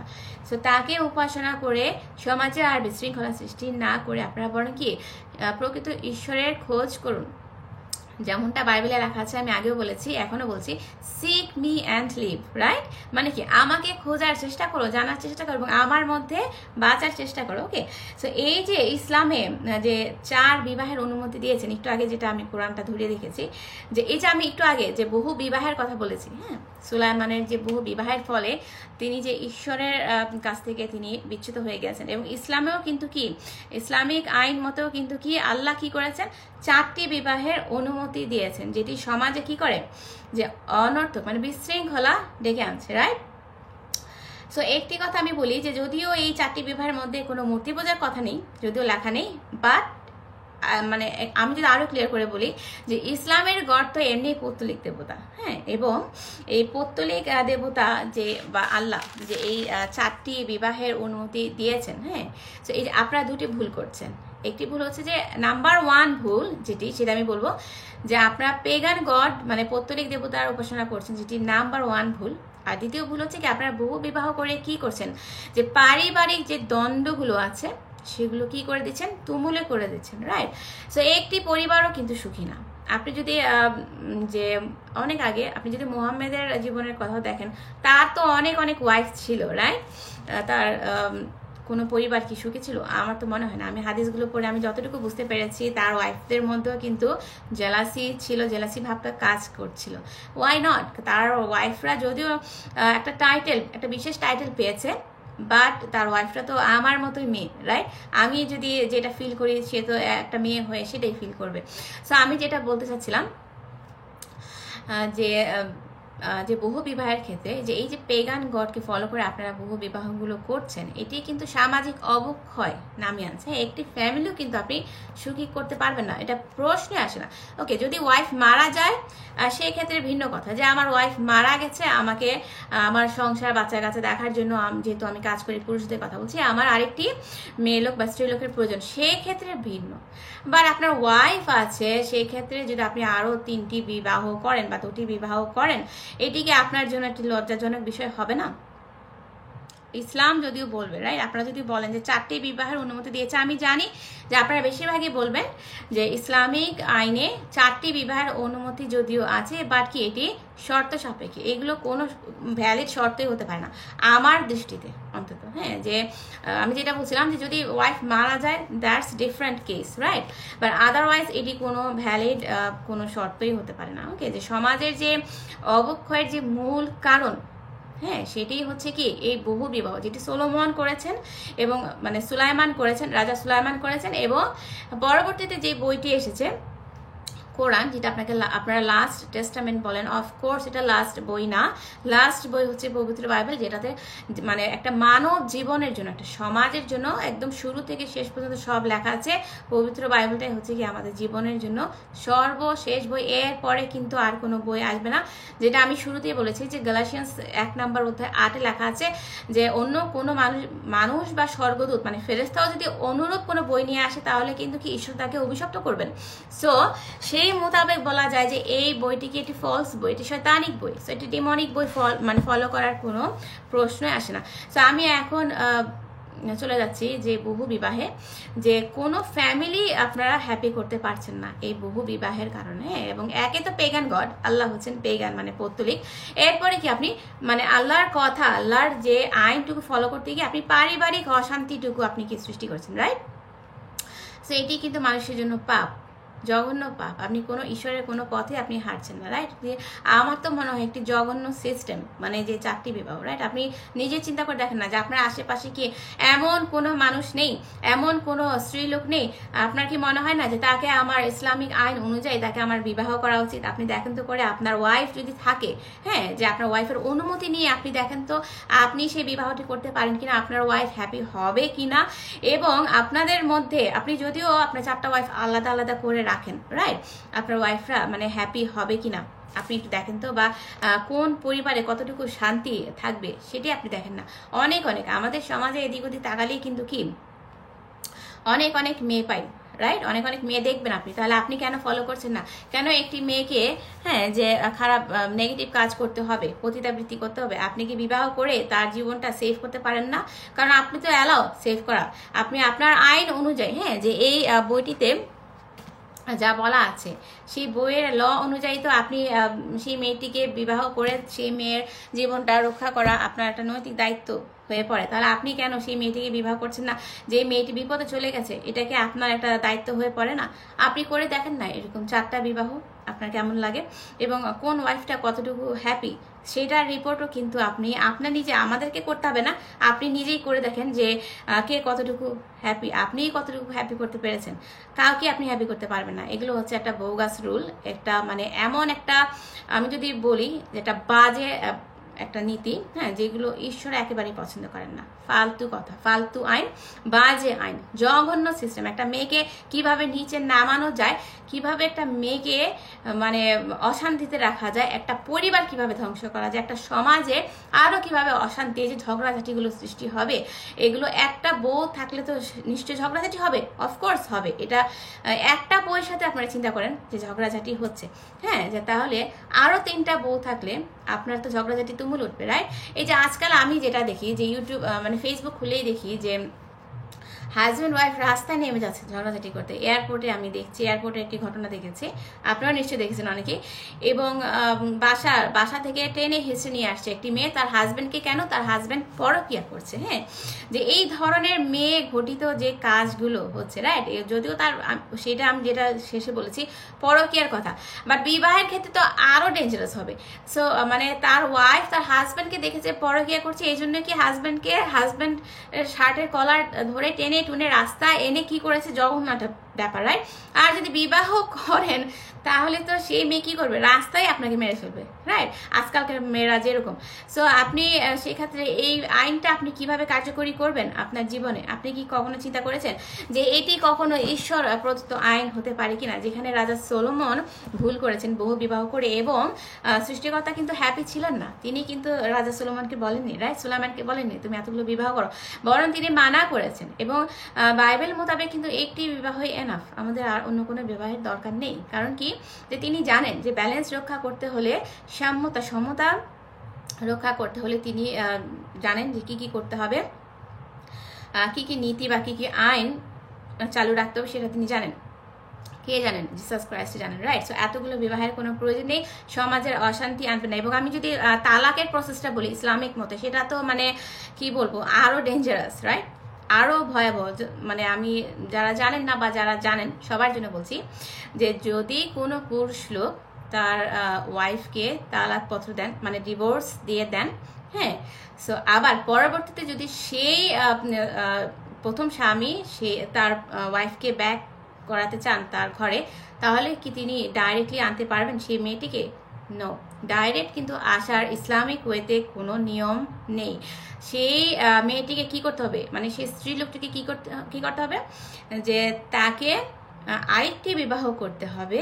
এবং শুধু বিবাহ করলেই কিন্তু হবে না, হ্যাঁ, যেটা করতে হবে তাকে অনুরূপ প্রথম স্বামীর মতোই কিন্তু তাকে যে যৌন সহবাস যেটা বলে সেই প্রসেসটুকুর মধ্যে দিয়ে যেতে হবে, এবং তাকে কি একটা নির্দিষ্ট একটা পিরিয়ডের মধ্যে দিয়ে যেতে হবে, রাইট?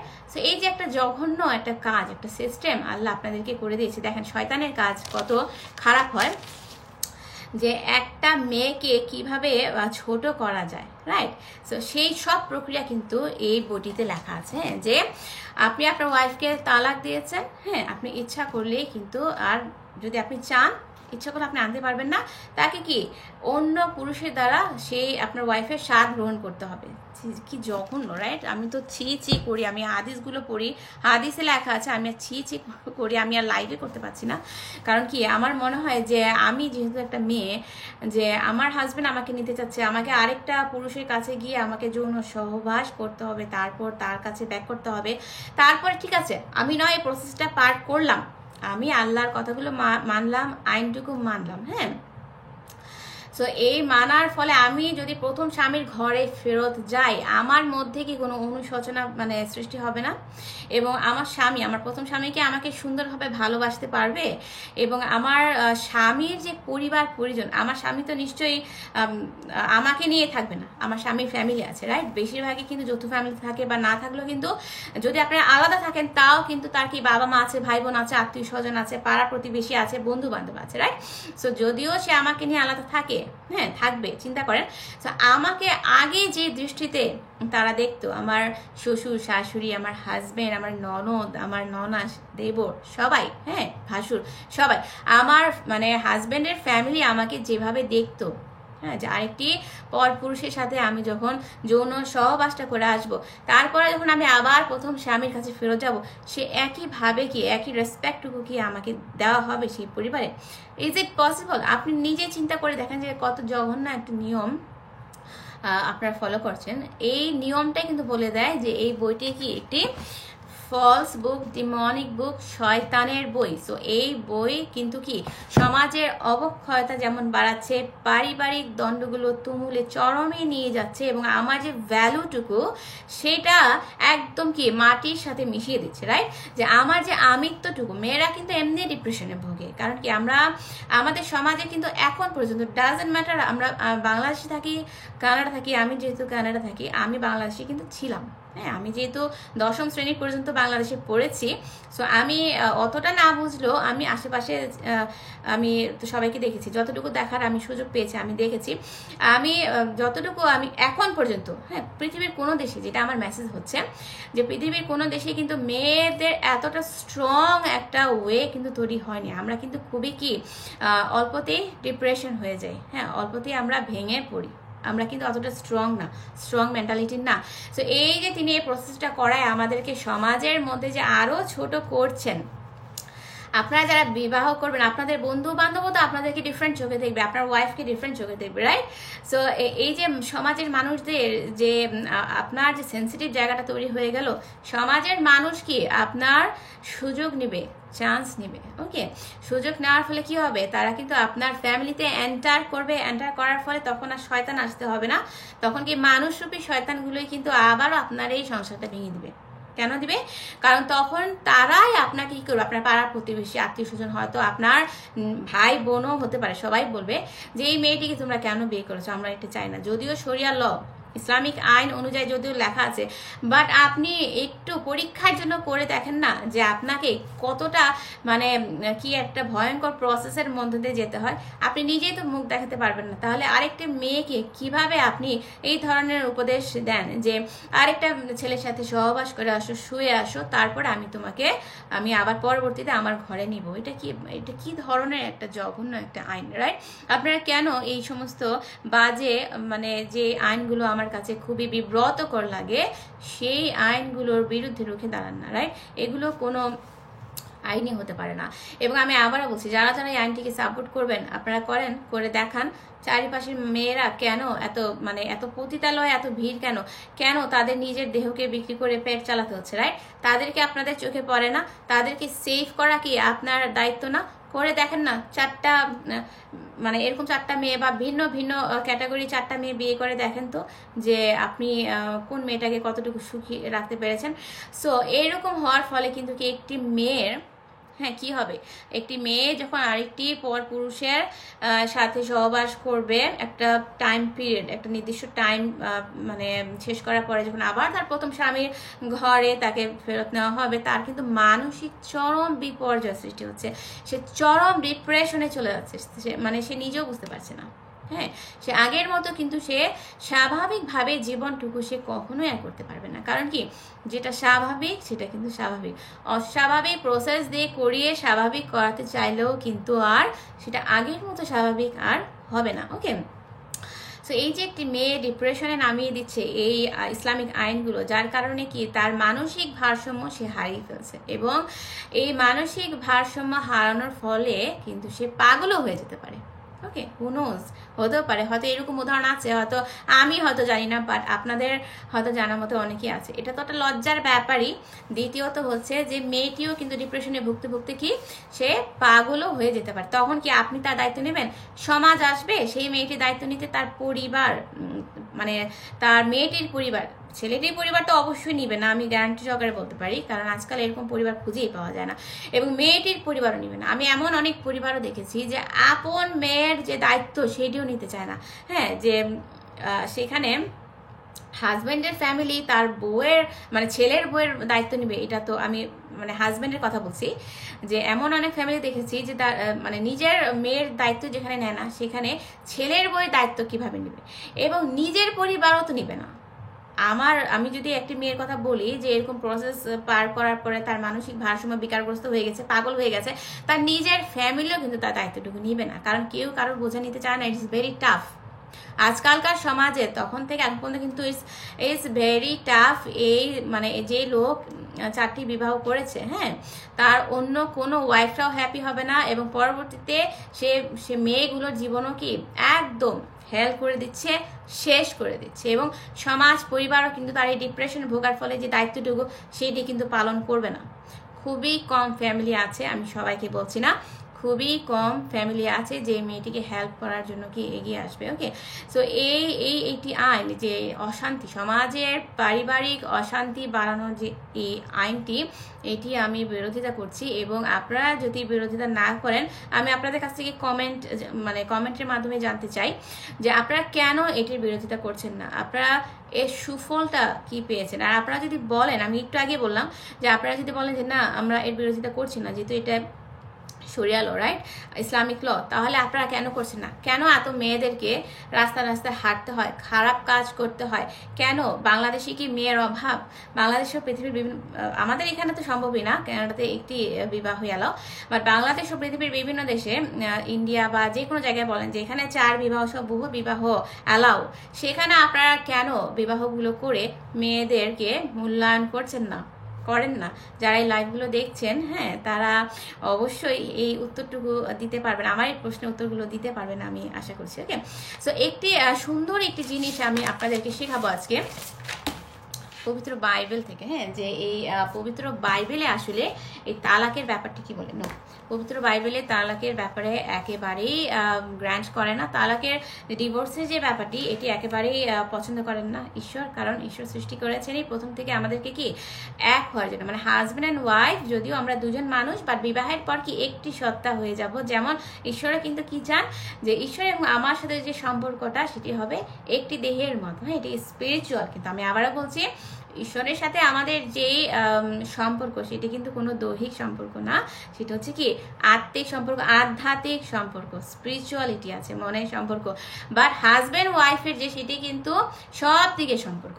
ওকে, সো হাজব্যান্ড ওয়াইফের কিন্তু একটি দেহ বলা হয়েছে। সো এই দেহ থেকে আপনারা সেপারেট হয়ে যান একজন আরেকজন, এটা কিন্তু ঈশ্বর একেবারেই পছন্দ করছেন না। হ্যাঁ, এবং কোরআনের ল এবং খ্রিস্টানিটি লতে কিন্তু একটু ভ্যারি করে। আপনারা যারা পবিত্র বাইবেলটি পড়েননি তাদের জন্য আমার আজকের এই চমৎকার শিক্ষাটুকু, যেটি আমি বলবো যে পবিত্র বাইবেল কিন্তু অবশ্যই এই যে কোরআন যে বলে, কোরআনের আইন মতে যে বিবাহের পরে প্রথম হাজবেন্ড যদি তার ওয়াইফকে ব্যাক করতে চায়, মানে স্ত্রী পরবর্তীতে বিবাহের পরে একটা নির্দিষ্ট টাইম ফ্রেজ পার করার পরে আবার প্রথম স্বামীর কাছে ব্যাক করতে পারবে। পবিত্র বাইবেল কি বলে সেটি আমি একদম পড়ি আপনাদেরকে শোনাবো, যেটা আপনারা যদি যান দ্বিতীয় বিবরণ, যেটা আমরা ডিউটেরোনমি বলি, 24 নম্বর অধ্যায় 1 থেকে 3 পর্যন্ত আমি পড়ে শোনাবো। যেখানে লেখা আছে যে বিয়ে করার পর যদি কোনো পুরুষ তার স্ত্রীর মধ্যে এমন কিছু লজ্জাকর জিনিস দেখে যার জন্য সে তার প্রতি সন্তুষ্ট না হয়, তবে সে ত্যাগপত্র লিখে তাকে বাড়ি থেকে বিদায় করে দেবে। সো ইট মিনস দেখা যাচ্ছে যে যদিও ঈশ্বর মানে বাইবেলের মোতাবেক যে ঈশ্বর পছন্দ করছেন না ডিভোর্সটাকে, বাট তারপরও যদি কোনো পুরুষ মানুষ দেখে এমন কিছু যদি খুঁজে পায় যে তার সাথে থাকাটা সম্ভবই হচ্ছে না, একদম লাস্ট স্টেজ, তখন কিন্তু কি ঈশ্বর গ্র্যান্ট করেছেন, পারমিশন দিয়েছেন ডিভোর্স দেয়ার। বাট 2 নম্বরে যেটা লেখা আছে যে সেই ঘর ত্যাগ করার পর সেই স্ত্রী গিয়ে অন্য কোনো পুরুষের স্ত্রী হতে পারে। সো প্রথম স্বামী থেকে যেহেতু সে ডিভোর্স হয়ে গেছে, তার পরবর্তীতে কিন্তু স্ত্রী কি করতে পারে, দ্বিতীয় পুরুষের স্ত্রী হতে পারে। এই স্বাধীনতাটুকু কিন্তু তিনি দিয়েছেন। বাট 3 নাম্বারটা একটু দেখেন কি লেখা আছে, কিন্তু এমন হতে পারে যে সেই নতুন স্বামীও তাকে পছন্দ করলো না এবং বাড়ি থেকে বিদায় করে দিল। তার মানে হচ্ছে যে প্রথম স্বামী ডিভোর্স দেওয়ার পরে দ্বিতীয় স্বামীও যদি তাকে পছন্দ না করে সে স্ত্রী লোকটি, এবং দ্বিতীয় স্বামীর কাছ থেকেও যদি সে ডিভোর্স পেয়ে যায়, হ্যাঁ, তারপর কি লেখা আছে যে তারপর যদি দ্বিতীয় স্বামী তাকে বিবাহ বিচ্ছেদ দেয় অথবা যদি সে মারা যায়, তবে প্রথম স্বামী আর তাকে আর দ্বিতীয় স্ত্রী হিসেবে গ্রহণ করতে পারবে না। সে তার কাছে অশুচি, তাই সে যদি আবার বিয়ে করে তবে সে প্রভু যা ঘৃণা করে তাই করবে। সো এটি কিন্তু সম্পূর্ণ যে কোরআনের যে আইন, হ্যাঁ, সেটা থেকে কিন্তু বাইবেলের আইনটিও কিন্তু সামান্য ভিন্ন, রাইট?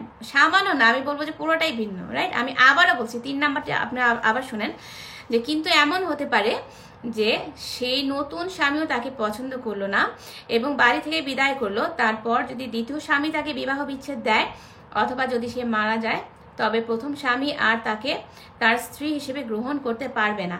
সে তার কাছে অশুচি, তাই সে যদি আবার বিবাহ করে সে প্রভু যা করছে তা অপোজিটেই করছে। সো এখানে আপনি একটা জিনিস খেয়াল করেন যে বাইবেল অনুযায়ী কিন্তু আপনি যদিও তালাক দিয়ে দিচ্ছেন আপনার স্ত্রীকে, বাট পরবর্তীতে কিন্তু আপনি তাকে আর ব্যাক করতে পারবেন না আপনার লাইফে। হ্যাঁ, এই যেটা জঘন্যতম ঘৃণ্য প্রসেস, হ্যাঁ, যে ইসলামিক আইন আপনাকে করে দিয়েছে, সেটি কিন্তু বাইবেল একদম বিরোধিতা করছে। মানে বাইবেল অনুযায়ী একটি মেয়েকে কখনোই স্বাধীনতা দিয়েছে যে তুমি বিবাহ করতে পারবে, বাট আবার কিন্তু দ্বিতীয় স্বামী মারা গেলেও কিন্তু দেখেন, খেয়াল করবেন যে দ্বিতীয় স্বামী মারা গেলেও কিন্তু সে প্রথম স্বামীর কাছে আর ব্যাক করতে পারবে না বাইবেল অনুযায়ী। তো এখানে কিন্তু ভ্যারি করছে। এই উদাহরণগুলো আমি মানে এই কারণে দিচ্ছি যেন আপনারা বুঝেন যে ইসলামিক শরিয়া যে মানে আইনগুলো, ইসলামিক যে আইনগুলো আছে সেগুলো কতটুকু আপনাদেরকে নিচে নামিয়ে দিচ্ছে, সমাজে অবক্ষয়ের সৃষ্টি করছে এই বহু বিবাহের ফলে এবং অপরদিকে আপনারা যারা বাইবেলের এই নিয়মটি জানতেন না, এটি কিন্তু খুব সুন্দর চমৎকার একটি নিয়ম, রাইট? সো এখানে একটি মেয়েকে ছোট বা খাটো করে দেখার কোনো ওয়েই নাই, এবং একটি মেয়েকে কিন্তু কি বারবার কিন্তু উলঙ্গ করা হচ্ছে না পর পুরুষের দ্বারা, এবং পর পুরুষের দ্বারা যেটি লেখা আছে যে সেই স্ত্রীর স্বাদও গ্রহণ করা হচ্ছে না। কি জঘন্য, রাইট? একটি মেয়ে হিসেবে আপনি দেখেন না যে আপনাকে আরেকটি পুরুষের সাথে যৌন সহবাস ছাড়া প্রথম হাজবেন্ডের কাছে আপনার যাওয়ার কোনো ওয়েই নেই। সো এটা একটা মারাত্মক জঘন্য। এটা আমার নিজের কাছে শুনলেই তো মনে হয় যে আমি এখনই মানে ডিপ্রেশনে ভুগবো, রাইট? সো এটা আপনারা করবেন না। এটা না করে বরং আপনারা এই বইটিকে বর্জন করার চেষ্টা করেন, যেই বইটি সমাজের সর্বক্ষেত্রে আপনাকে কি করছে, যে নেগেটিভ ওয়েতে নিয়ে যাচ্ছে, হ্যাঁ, যে অনৈতিকতার দিকে নিয়ে যাচ্ছে। এই বইটি আপনারা বর্জন করে আপনারা কি ঈশ্বরকে আহ্বান করেন আপনাদের জীবনে, দেখেন আপনাদের জীবনটা কিভাবে চেঞ্জ হয়ে যায়। ওকে, এবং আমি যে কথাগুলো বলছি, আপনারা যখন ঈশ্বরকে লাভ করবেন তখনই কিন্তু এই প্রমাণগুলো পাবেন। এছাড়া কিন্তু আপনারা আমার কথা শুনতেই থাকবেন, আমিও বলতে থাকবো, কিন্তু আপনাদের কিন্তু আলটিমেটলি কোনো লাভ হচ্ছে না। হ্যাঁ, এবং এই করোনার মধ্যে কিন্তু অনেক মানুষ মারা যাচ্ছে। করোনা ছাড়াও কিন্তু আমরা জানি না আমরা কে কখন মারা যাব। সো আমরা কিন্তু কি যে আমরা প্রতিটা মুহূর্ত আমরা ভয় করব, কারণ প্রতিটা মুহূর্ত আমাদের কাছে অসম্ভব দামি। হ্যাঁ, যে কেন দামি, আমরা কিন্তু এরপরে আর আসতে পারবো না। এর পরবর্তীতে কিন্তু আমাদের জীবন এখানে নেই, বাট আমাদের একটা পার্মানেন্ট জীবন আছে, সেটা হচ্ছে জান্নাত। আপনারা যদি, আমি যদি মুসলিম ভাইদের বলি আপনাদেরকে বোঝানোর সুবিধার জন্য, যে জান্নাত জাহান্নাম আছে। হ্যাঁ, যেটা আমরা যেটা বলি আমাদের ওয়েতে স্বর্গ এবং নরক আছে। সো আপনি যদি স্বর্গে যেতে চান আপনাকে কি করতে হবে, এই বইটি থেকে বেরিয়ে আসতে হবে, এই ডিমনিক লগুলো থেকে বেরিয়ে আসতে হবে।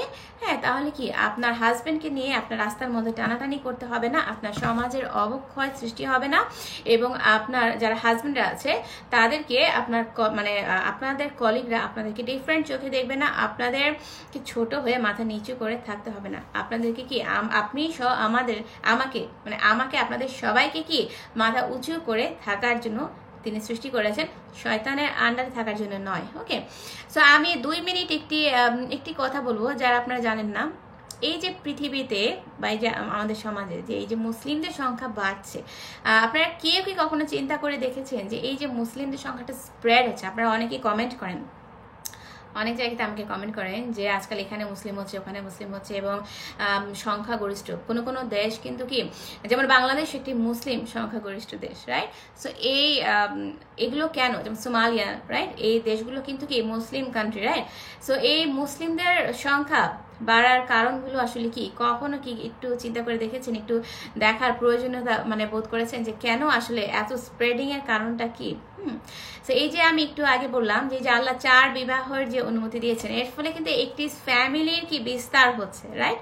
তো কথাগুলো কিন্তু শুনবেন প্লিজ, কারণ কি যে কথাগুলো চিন্তা করার সময় কিন্তু এসেছে, কারণ লর্ড জিসাস ক্রাইস্ট কিন্তু যে কোনো সময় উনি চলে আসবেন, তখন কিন্তু এই কথাগুলো আর কোনো কাজে লাগবে না। বাট এখন যদি আপনারা এই কথাগুলো শুনে আপনাদের মন ফেরান, আপনারা কি করেন, ক্ষমা চান, তাহলে কিন্তু এখনো কাজে লাগবে। সো যেটি আমি বলছি যে এই যে আপনাদের আল্লাহ মানে পেগান গড, পৌত্তলিক গড কি করেছে, যে 4 বিবাহের অনুমতি দিয়েছেন, এবং এর ফলে কি হয়েছে, আমি একটু আগে যেটা বলেছি যে ফ্যামিলির মানে বিস্তার লাভ করেছে। হ্যাঁ, মানসিক বিকারগ্রস্ত, মানসিক যন্ত্রণা মানে স্প্রেড করেছে, আমি সেটা বলবো, কোনো ফ্যামিলি কোনো উন্নতি হয়নি। এবং সাথে সাথে কি করেছে, এই যে একটা পুরুষ লোক 4টি বিবাহ করেছে, একটি স্ত্রী থেকে যদি আপনি 4 থেকে 5টি করে বেবি নেন, বাচ্চা কাচ্চা নেন, তাহলে আপনি চিন্তা করেন যে আপনার একজনের থেকে 4টি করে নিলেন, তাহলে আরো পরবর্তী 3টি থেকে আপনি তিনজন ওয়াইফের থেকে আপনি যদি 4-5টি করে নেন, তাহলে তো আপনাদের সংখ্যা এমনি বেড়েছে, রাইট? সো আমি যদি একটি রিয়েল মানে উদাহরণ দিই, রাইট, যে আমি এখানে থাকি, কানাডাতে থাকি, আমাদের এখানে কিন্তু প্রচুর সোমালিয়ানরা বাস করে। সো আমার এই হাউজিং কমপ্লেক্সের মধ্যে 6টা হাউস আছে ইন্ডিভিজুয়াল, মানে অনেকগুলো ফ্যামিলি থাকে এক একটা হাউসে। সো এই যে বিল্ডিংগুলো আছে, 6টা বিল্ডিং আছে, অনেক সোমালিয়ানস কিন্তু আছে, এবং প্রত্যেকেরই আমি দেখি যে 7 থেকে 8টি করে বাচ্চা, এবং কোনো সোমালিয়ানদের কি আছে 10টি করেও বাচ্চা আছে, কিন্তু এর বেশিও থাকতে পারে, আমি জানি না। এবং আমি যখন তাদের সাথে কথা বলেছি অনেক আগে, তারা আমাকে বলেছে যে এটা নাকি তাদের একটা কালচার, একটা মানে তাদের নীতি নিয়ম হতে পারে যে তাদের এক একজনের কি 10টা বা মানে 10টা 12টা করে বাচ্চা কাচ্চা থাকতে হবে। ওকে, সো এই যে একটা ফ্যামিলি, যদিও কানাডাতে একটা ফ্যামিলিতে একটা ওয়াইফই অ্যালাউ, বাট হু নোস তিনি হয়তো সোমালিয়াতে আরো 3টা ওয়াইফ রেখে আসছেন, রাইট? সো সেখানে হয়তো একজন ওয়াইফের কাছ থেকে আরো 10টা করে বাচ্চা আছে। সো একটা ফ্যামিলি থেকে কয়টা 40-50টা বাচ্চা তো এমনিই হয়ে যাচ্ছে। তো এই যে মুসলিমদের যে প্রসার এভাবেই কিন্তু হচ্ছে, আপনারা কিন্তু চিন্তা করবেন, হ্যাঁ, যে এগুলো স্প্রেড করে কিন্তু লাভ নেই। ওকে, এগুলো এই যে তারা জন্মহারটা নিয়ন্ত্রণ করছে না, হ্যাঁ, বিভিন্ন ধরনের মানে সমাজের অবক্ষয় কিন্তু সৃষ্টি হতে পারে। তারা কিন্তু তারা যে এই বইটি ফলো করছে না বুঝে করছে, আবার তারা কি করছে 10টা 5টা বাচ্চা মানে করে বেবি নিয়ে কি করছে যে তাদের সংখ্যা বাড়াচ্ছে। এতে কোনো লাভ নেই। কারণ কি যে আপনারা যতই ভালো কাজ করেন না কেন, যতই সমাজে উদাহরণ সৃষ্টি করেন না কেন, আপনারা যদি জিসাস ক্রাইস্টের প্রতি মন না ফেরান, তাকে যদি আপনাদের সেভিয়ার করে না নেন, আপনাদের মৃত্যুর পরে কিন্তু কোনো লাভ হচ্ছে না। আপনাদেরকে স্বর্গে যিনি নিয়ে যেতে পারবেন, যে গ্যারান্টিটুকু যিনি দিয়েছেন, তিনি কে? একমাত্র লর্ড জিসাস ক্রাইস্ট। ওকে, সো তাকে বাদ দিয়ে কিন্তু আপনি যে স্বর্গে যাবেন, এই কথাটা চিন্তা করাও কিন্তু একটা বোকামি। এবং জান্নাত বা বেহেশত যদি আপনি মনে করে বসে থাকেন, এগুলো কিন্তু একটি কাল্পনিক কাহিনী। ওকে, সো যেমনটা কাল্পনিক কাহিনী হচ্ছে কি হিন্দুদের বইগুলো, তারপরে আমি বইগুলো পড়বো যে বইয়ের মধ্যে আসলে কি লেখা আছে। যেহেতু আমি জাস্ট মুসলিমদের নিয়ে প্রিচিং করা আরম্ভ করেছি, এবং আমি হিন্দু ভাইদেরকেও বলবো যে আপনারা যে দেবদেবী হিন্দু এবং বৌদ্ধ, আমি তাদেরকেও ফলো বলবো। বৌদ্ধদের তো খুবই দুঃখজনক যে তাদের কোনো ঈশ্বরই নেই, এটি তো আরো মহা শয়তানিক কার্যক্রম, রাইট? এবং হিন্দুদেরকেও আমি বলবো যে আপনারা যে দেবদেবী ফলো করেন, এগুলো কিন্তু কাল্পনিক, ফেরি টেল, রূপকথার গল্প। ওকে, সো ইসলাম কিন্তু আমি যেটা ক্লিয়ারলি আমি যদি বলি যে ইসলাম হচ্ছে হিন্দু এবং অন্যান্য যে ধর্মের মতোই, অন্যান্য অনেক ধর্মের মতোই কিন্তু কি একটি মিথ্যা, অবাস্তব এবং একটি বাতিল ধর্ম, যে ধর্ম পালন করে আপনারা কখনোই স্বর্গ লাভ করতে পারবেন না। কারণ কি আমাদের একমাত্র সালভেশন যিনি দিবেন, তিনি হচ্ছেন লর্ড জিসাস ক্রাইস্ট, যিনি স্বর্গ থেকে তার ঐশ্বরিকতাটুকু বাদ দিয়ে, তার ডিভিনিটিটুকু বাদ দিয়ে আপনারা আমার মতো সাধারণ মানুষ হয়ে পৃথিবীতে এসেছেন। ওকে, একটি নিদর্শন, একটি নজির, একটি উদাহরণ সৃষ্টি করেছেন। ওকে, এবং আমরা সবাই কি জানি তিনি মরিয়মের গর্ভজাত হয়ে এসেছেন। ওকে, তিনি কেন করেছেন? এটি তিনি না করলেও পারতেন, অনেকে প্রশ্ন করেন। ইয়েস, এইটি তিনি না করলেও পারেন, বাট এটি কেন করেছেন?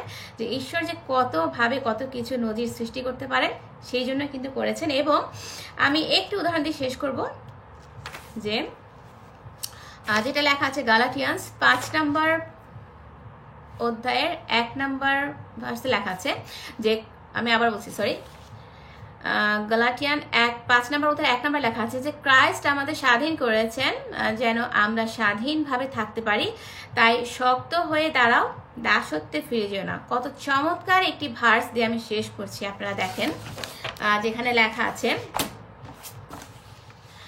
যে ক্রাইস্ট, জিসাস ক্রাইস্টকে অনেকেই কিন্তু আপনারা জানেন না, জিসাস ক্রাইস্ট হচ্ছেন ঈসা, যাকে আপনারা ঈসা আলাইহিস সালাম বলেন। ওকে, এবং অবশ্যই তিনি কিন্তু আপনারা আমার নবী নন, তিনি কিন্তু আপনারা আমার সৃষ্টিকর্তা। আমরা কিন্তু এই কাজটুকু শয়তানের পাল্লায় পরে ভুল করেছি। কারণ কি বাংলাদেশ কিন্তু একটি ইসলামিক মুসলিমদের সংখ্যাগরিষ্ঠ বেশি। সো এই কারণে আমি বলবো, আমি যদি ক্লিয়ার না বলি আপনারা কিন্তু কি ভুলের মধ্যে থাকবেন। সো আমার কথাগুলো শুনতে খারাপ লাগবে, বাট পরবর্তীতে কিন্তু আপনারা উপকৃত হবেন, নিজেরাই আপনারা কি ফল লাভ করবেন। এই কারণে আমাকে এইভাবে একটু কথা বলতেই হবে যদি আমি শিক্ষাদান করতে চাই, এবং যদি আমি চাই যে আপনারা ভুল পথ থেকে বেরিয়ে সঠিক পথে যান, তাহলে আমাকে একটু নেগেটিভভাবে কথা বলতে হবে। বাট দয়া করে আবারও বলছি, আমি কাউকে কিন্তু হার্ট করার জন্য বলছি না। হ্যাঁ, তো বাংলাদেশে যেহেতু মুসলিম জনসংখ্যা বেশি, জনগোষ্ঠী বেশি, সেই কারণে কি আপনারা কিন্তু সবাই চলে গেছেন কি লুসিফারের আন্ডারে, মানে কি শয়তানের স্পিরিট নিয়ে আছেন। সো এই স্পিরিটগুলো থেকে আপনারা মুক্ত হওয়ার চেষ্টা করেন। এবং কত সুন্দর একটা ভার্স দেখেন যেটা লেখা আছে গালাটিয়ান্স 5 নম্বর অধ্যায় 1 লেখা আছে যে ক্রাইস্ট মানে জিসাস ক্রাইস্ট মানে ঈসা আমাদের স্বাধীন করেছেন। তিনি কিভাবে স্বাধীন করেছেন? তার মহামূল্যবান জীবনটি ক্রুসিফাইড করেছেন, তার রক্তের মাধ্যমে, তার পবিত্র মহামূল্যবান রক্তের মাধ্যমে তিনি আমাদেরকে স্বাধীন করেছেন, যেন আমরা স্বাধীনভাবে থাকতে পারি, আমরা যাতে পরাধীন না থাকি, আমরা যাতে শয়তানের দাসত্ব না করি, পাপ থেকে বের হয়ে আসি। সেই জন্যই কিন্তু তিনি আমাদেরকে স্বাধীন করেছেন, আমরা যাতে আবার শয়তানকে ওয়েলকাম না করি, এটা কিন্তু খেয়াল রাখতে হবে। হ্যাঁ, তাই তিনি আরো কি বলেছেন যে তাই শক্ত হয়ে দাঁড়াও, দাসত্বে ফিরে যেও না। কত সুন্দর চমৎকার একটি কথা দেখেন। সো আমাদেরকে তিনি এনকারেজ করছেন, তিনি যে শুধু আমাদেরকে স্বাধীন করেই তিনি আবার স্বর্গে চলে গেছেন না, তিনি আমাদেরকে অনুপ্রাণিত করছেন, উৎসাহিত করছেন যে শক্ত হয়ে দাঁড়াও, দাসত্বে ফিরে যেও না। যে ভুলটুকু আগে তোমরা করেছো সেই ভুলটুকু এখন আর করো না, শয়তানের দাসত্ব আর নয়।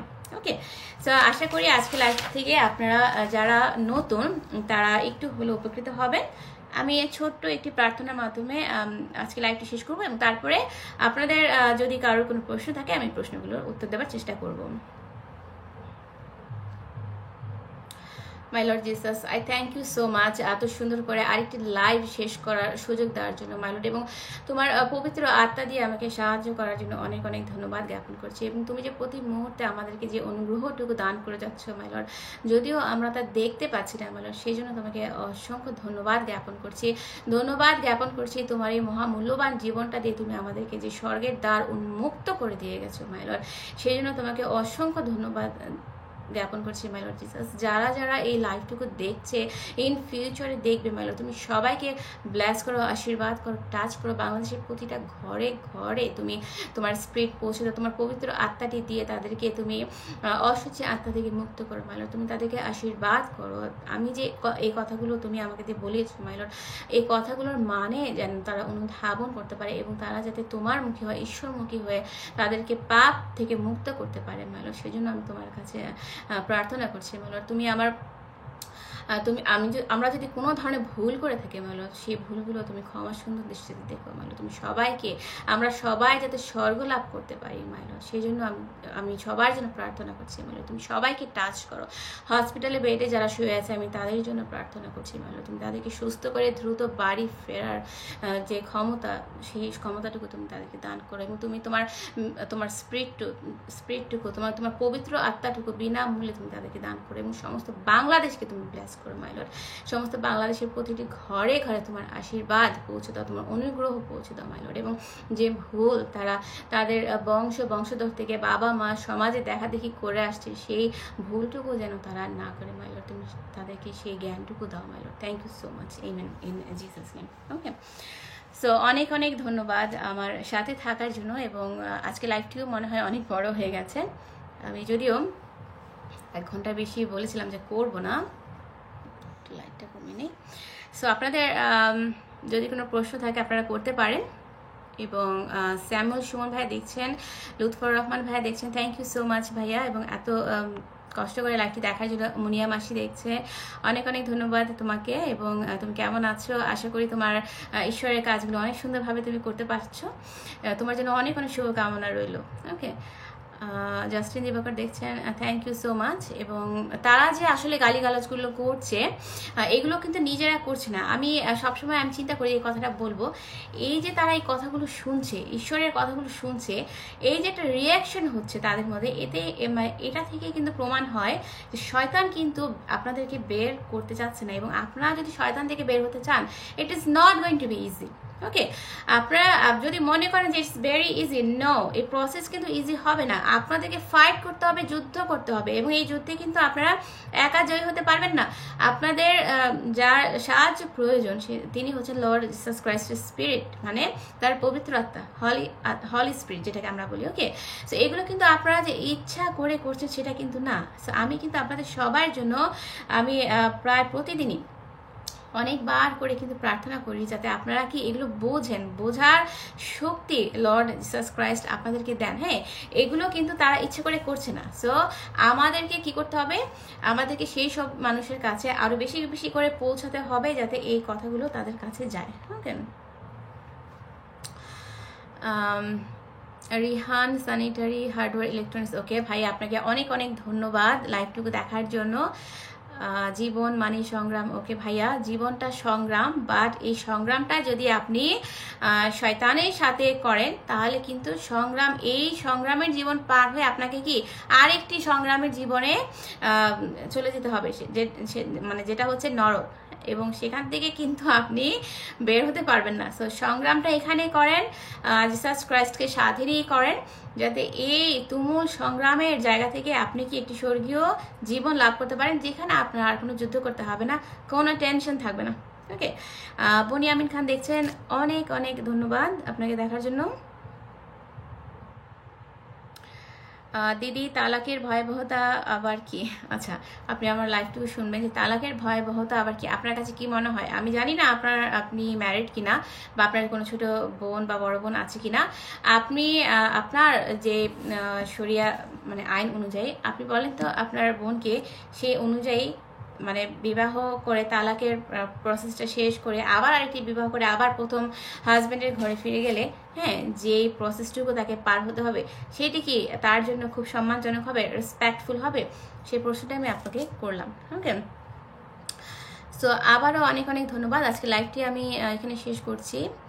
আহমেদ হোসেন রাজু ভাইয়া দেখছেন, অনেক অনেক ধন্যবাদ আপনাকে এত কষ্ট করে আমার লাইভটি দেখার জন্য, এবং আপনাদের সবার জন্য আমি অনেক অনেক প্রার্থনা করছি যে এখন থেকে আর কোনো ভুল নয়, এবার কি এখন থেকে চেষ্টা করেন ঈশ্বরকে জানার। জিসাস ক্রাইস্ট কিন্তু কি আপনাদের সবাইকে ইউজ করতে চাচ্ছেন, ইউজফুল করতে চাচ্ছেন। ওকে, হয়তো আপনাদের কাছ থেকে আপনারা যারা ঈশ্বরকে সিক করছেন, রাইট, একটু দেখেন, একটু চেষ্টা করে দেখেন, আমি আপনাদেরকে রিকোয়েস্ট করছি যে একটু চেষ্টা করে দেখেন না যে আপনাদেরকে উনি কীভাবে ইউজ করেন, এবং আপনারা যে মেন্টাল যে শান্তিটুকু পাবেন সেই শান্তির সাথে আপনারা আসলে কোনো শান্তি, কোনো পিসেরই আপনি তুলনা করতে পারবেন না।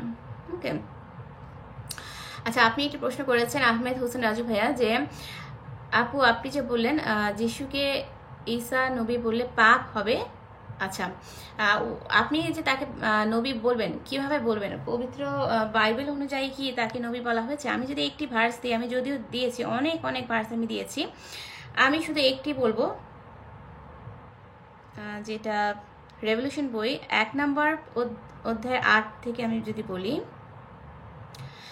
যেখানে লেখা আছে যে আমি আলফা ও ওমেগা, আমি সেই সর্বশক্তিমান, আমি সেই জন যিনি আছেন, যিনি ছিলেন এবং যিনি আসছেন। সো আমাদের এখানে কিন্তু অনেকগুলো জিনিস খেয়াল করতে হবে যে সর্বশক্তিমান আমরা কাকে বলি?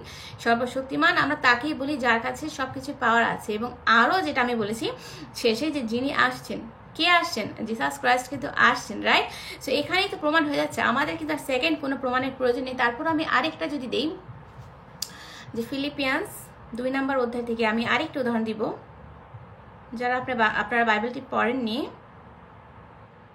তাদেরকে আমি রিকোয়েস্ট করব যে আপনারা আর একটি সময় ব্যয় না করে আপনারা পবিত্র বাইবেলটি পড়ার চেষ্টা করেন, এবং আমি অনলাইন লিঙ্কটি দিয়ে দিব।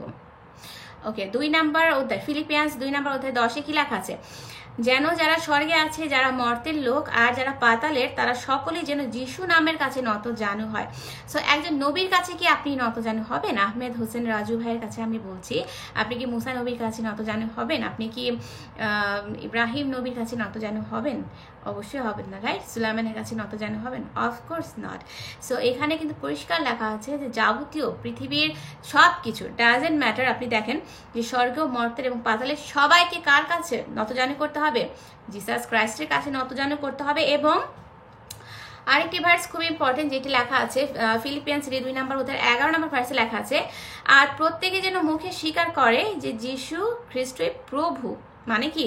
জিসাস ক্রাইস্ট মানে হচ্ছে, আপনারা যাকে ঈসা বলেন, আমি সহজ করার জন্য, বোঝানোর জন্য বলছি, অনেকে আপনারা জানেন না, যেহেতু এই কারণে বলছি যে ঈসা যে প্রভু সেটা কিন্তু পরিষ্কারভাবে লিখে দেওয়া আছে, লিখিত আকার আছে। আর কি দলিল আপনি চান? এবং আরেকটি ছোট্ট একটি, আমার যেহেতু এখন মনে পড়েছে, যে যোহন 1 নম্বর অধ্যায়ের, আমি যদি খুঁজে পাই ভার্সটি, ওকে, যোহন 1 নম্বর অধ্যায়ের মানে গসপেল, 4টি গসপেলে একটি গসপেল হচ্ছে যোহন, সেটি প্রথম অধ্যায়ের 3 নম্বর কি লেখা আছে? যে তার মাধ্যমে সব কিছুর সৃষ্টি হয়েছিল। কার মাধ্যমে? জিসাস ক্রাইস্ট মানে ঈসার মাধ্যমে সবকিছু সৃষ্টি হয়েছিল, এবং তার মধ্যে এবং এর মধ্যে একই ছাড়া সরি আমি বারবার ভুল করছি। সো এর মধ্যে তাকে ছাড়া কোনো কিছুরই সৃষ্টি হয়নি। সো এখানে কিন্তু স্পষ্টভাবে বলা আছে, আমি আবারও বলছি ভার্সটি, যে তার মাধ্যমে সব কিছুর সৃষ্টি হয়েছিল এবং এর মধ্যে তাকে ছাড়া কোনো কিছুরই কিন্তু সৃষ্টি হয়নি। এখানে তো পরিষ্কার দলিল দেওয়া আছে, রাইট? এবং আমি যদি 1 নম্বর অধ্যায়ের 14 নম্বর ভার্সটি বলি যে তিনি যে মনুষ্য রূপ নিয়ে আসবেন, সেটাও কিন্তু লেখা আছে, হ্যাঁ, যে বাক্য মানুষের রূপ ধারণ করলেন এবং আমাদের মধ্যে বসবাস করতে লাগলো। তো এখানে বাক্যটাকে অনেকেই কিন্তু আমরা জানি না, আমরা বাইবেল পড়ি ঠিকই, কিন্তু আমরা কিন্তু বুঝে পড়ি না, আমরা জাস্ট পড়ার কাজ পড়ে যাই। নো, এগুলো কিন্তু মানে এভাবে পড়লে হবে না, আমরা জীবনেও বুঝবো না। তো এখানে বাক্যটা হচ্ছে জিসাস ক্রাইস্ট, মানে ঈসাকে বোঝানো হয়েছে। তিনি যে মনুষ্যরূপ ধারণ করে পৃথিবীতে আসবেন, হ্যাঁ, সেটার কথা কিন্তু পুরাতন নিয়মেও কিন্তু লেখা আছে। বাইবেলের দুটো অংশ আছে, একটি হচ্ছে পুরাতন নিয়ম, একটি হচ্ছে নতুন নিয়ম। ওকে, সো পুরাতন নিয়মে কিন্তু লেখা আছে যে ইমানুয়েল, মানে ঈশ্বর আমাদের সাথে আসবেন, বসবাস করবেন। ইমানুয়েল, তাকে ইমানুয়েল বলা হবে, ডাকা হবে। সো ঈশ্বর যে আসবেন, সো এত এত উদাহরণ আছে। এই মুহূর্তে আমি 2-3টি দিয়ে দিলাম, এর চাইতে আর কত আপনি উদাহরণ চান বলেন? আরও উদাহরণ আছে।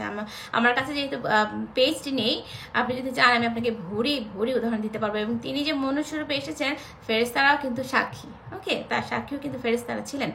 ওকে, আহমেদ হোসেন রাজু ভাইয়া কি বলেছেন যে আপনার, আচ্ছা ঠিক আছে, আমি আর পড়লাম না। আপনার কমেন্টটা আসলে পড়ার মতো না, কারণ কি যে আপনি এখনো অসুচি আত্মা ক্যারি করছেন। বাট আমি আপনার জন্য প্রার্থনা করছি লর্ড জিসাস ক্রাইস্টের কাছে যে আপনি খুব সুন কি ঈশ্বরের আত্মা লাভ করবেন এবং ঈশ্বর আপনাকে ইউজ করবেন।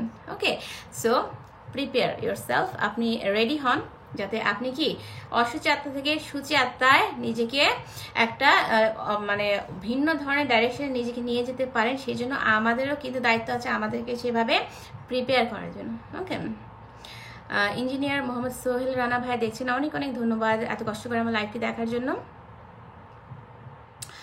এবং আপনি যে প্রশ্নটি করেছেন যে বিয়ে করলে অপরাধ আর অবৈধ রিলেশন কোনো দোষের নয়, তাই না? No, of course not. অবৈধ রিলেশন তো প্রশ্নই আসে না। যেখানে পবিত্র বাইবেলে ভুরি ভুরি ভার্স আছে যে যৌন পাপ করা যাবে না, ব্যভিচার করা যাবে না, সেখানে আপনি কিভাবে বলছেন যে দোষের না? এটা তো করাই যাবে না, চিন্তাই করা যাবে না, করা তো দূরের কথা, হ্যাঁ, যে এই ধরনের পাপ মানে পাপাচার কার্যগুলো তো করাই যাবে না। আর আপনি 4টি বিয়ে আপনি কেন করবেন? আপনার যদি আপনার ওয়াইফ মারা যায়, যেটা আপনি যদি আবার শোনেন আপনি বুঝবেন, যদি আপনার কারণ থাকে আপনি মানে আপনার ওয়াইফ মারা গেছে তখন আপনি করবেন, বা আপনার ওয়াইফ জীবিত আছে, ধরেন সে বেবিও দিতে পারছে না, তারপরও তো আমার মনে হয় না আপনার প্রয়োজন আছে আরেকটি বিবাহ করার, রাইট? সো তারপরও আপনি চিন্তা ভাবনা করবেন যে আমি যে কথাগুলো বলেছি যে এগুলো আসলে কি টাইপের কথা, কি ধরনের কথা, কেন এই কথাগুলো আপনাদের মাঝে আমি বলতে এসেছি, এবং এগুলোর শোনার মাধ্যমে সমাজে কি চেঞ্জটুকু হবে, সেই চেঞ্জটুকু কিন্তু আমি করতে পারবো না, আপনাকেই করতে হবে। ওকে, আহমেদ আসিফ ভাই দেখছেন, অনেক অনেক ধন্যবাদ আপনাকে দেখার জন্য এবং অনেক অনেক শুভেচ্ছা আপনাকে লর্ড জিসাস ক্রাইস্টের পক্ষ থেকে। তিনি লিখেছেন God bless you more, thank you so much, same to you. Okay okay, so Anthony Biswas দেখছেন, অনেক অনেক ধন্যবাদ। আমি আর আজকে কোনো কমেন্ট করছি না, যেহেতু আমার মনে হয় 1 ঘন্টার উপরে হয়ে গেছে। সো যে যেখানে আছেন ভালো থাকবেন, সুস্থ থাকবেন, করোনা মুক্ত থাকবেন এবং কি সামাজিক যে ডিস্টেন্সটা সেটাকে বজায় রাখবেন, যাতে করোনাটা স্প্রেড আউট করতে না পারে। হ্যাঁ, সেটা কিন্তু শুধু সরকার ঘোষণা করলেই হবে না, সরকারের যে কথাগুলো সেগুলো আপনাদের কার্যকারিতা আপনাকে আমাকে করতে হবে। হ্যাঁ, সরকারের কাজটুকু ঠিকই করছে, বাট আমাদের কাজটুকু কিন্তু আমাদেরকে করতে হবে, যাতে আমরা সুস্থ থাকি, আমি নিজে সুস্থ থাকি এবং আমার চারিপাশের আরও 10 জন যাতে সুস্থ থাকে। সো আজকে লাইভটুকু এখানে শেষ করছি। অনেক অনেক ভালো থাকবেন এই শুভকামনায়। May Lord Jesus bless all of you. Thank you so much.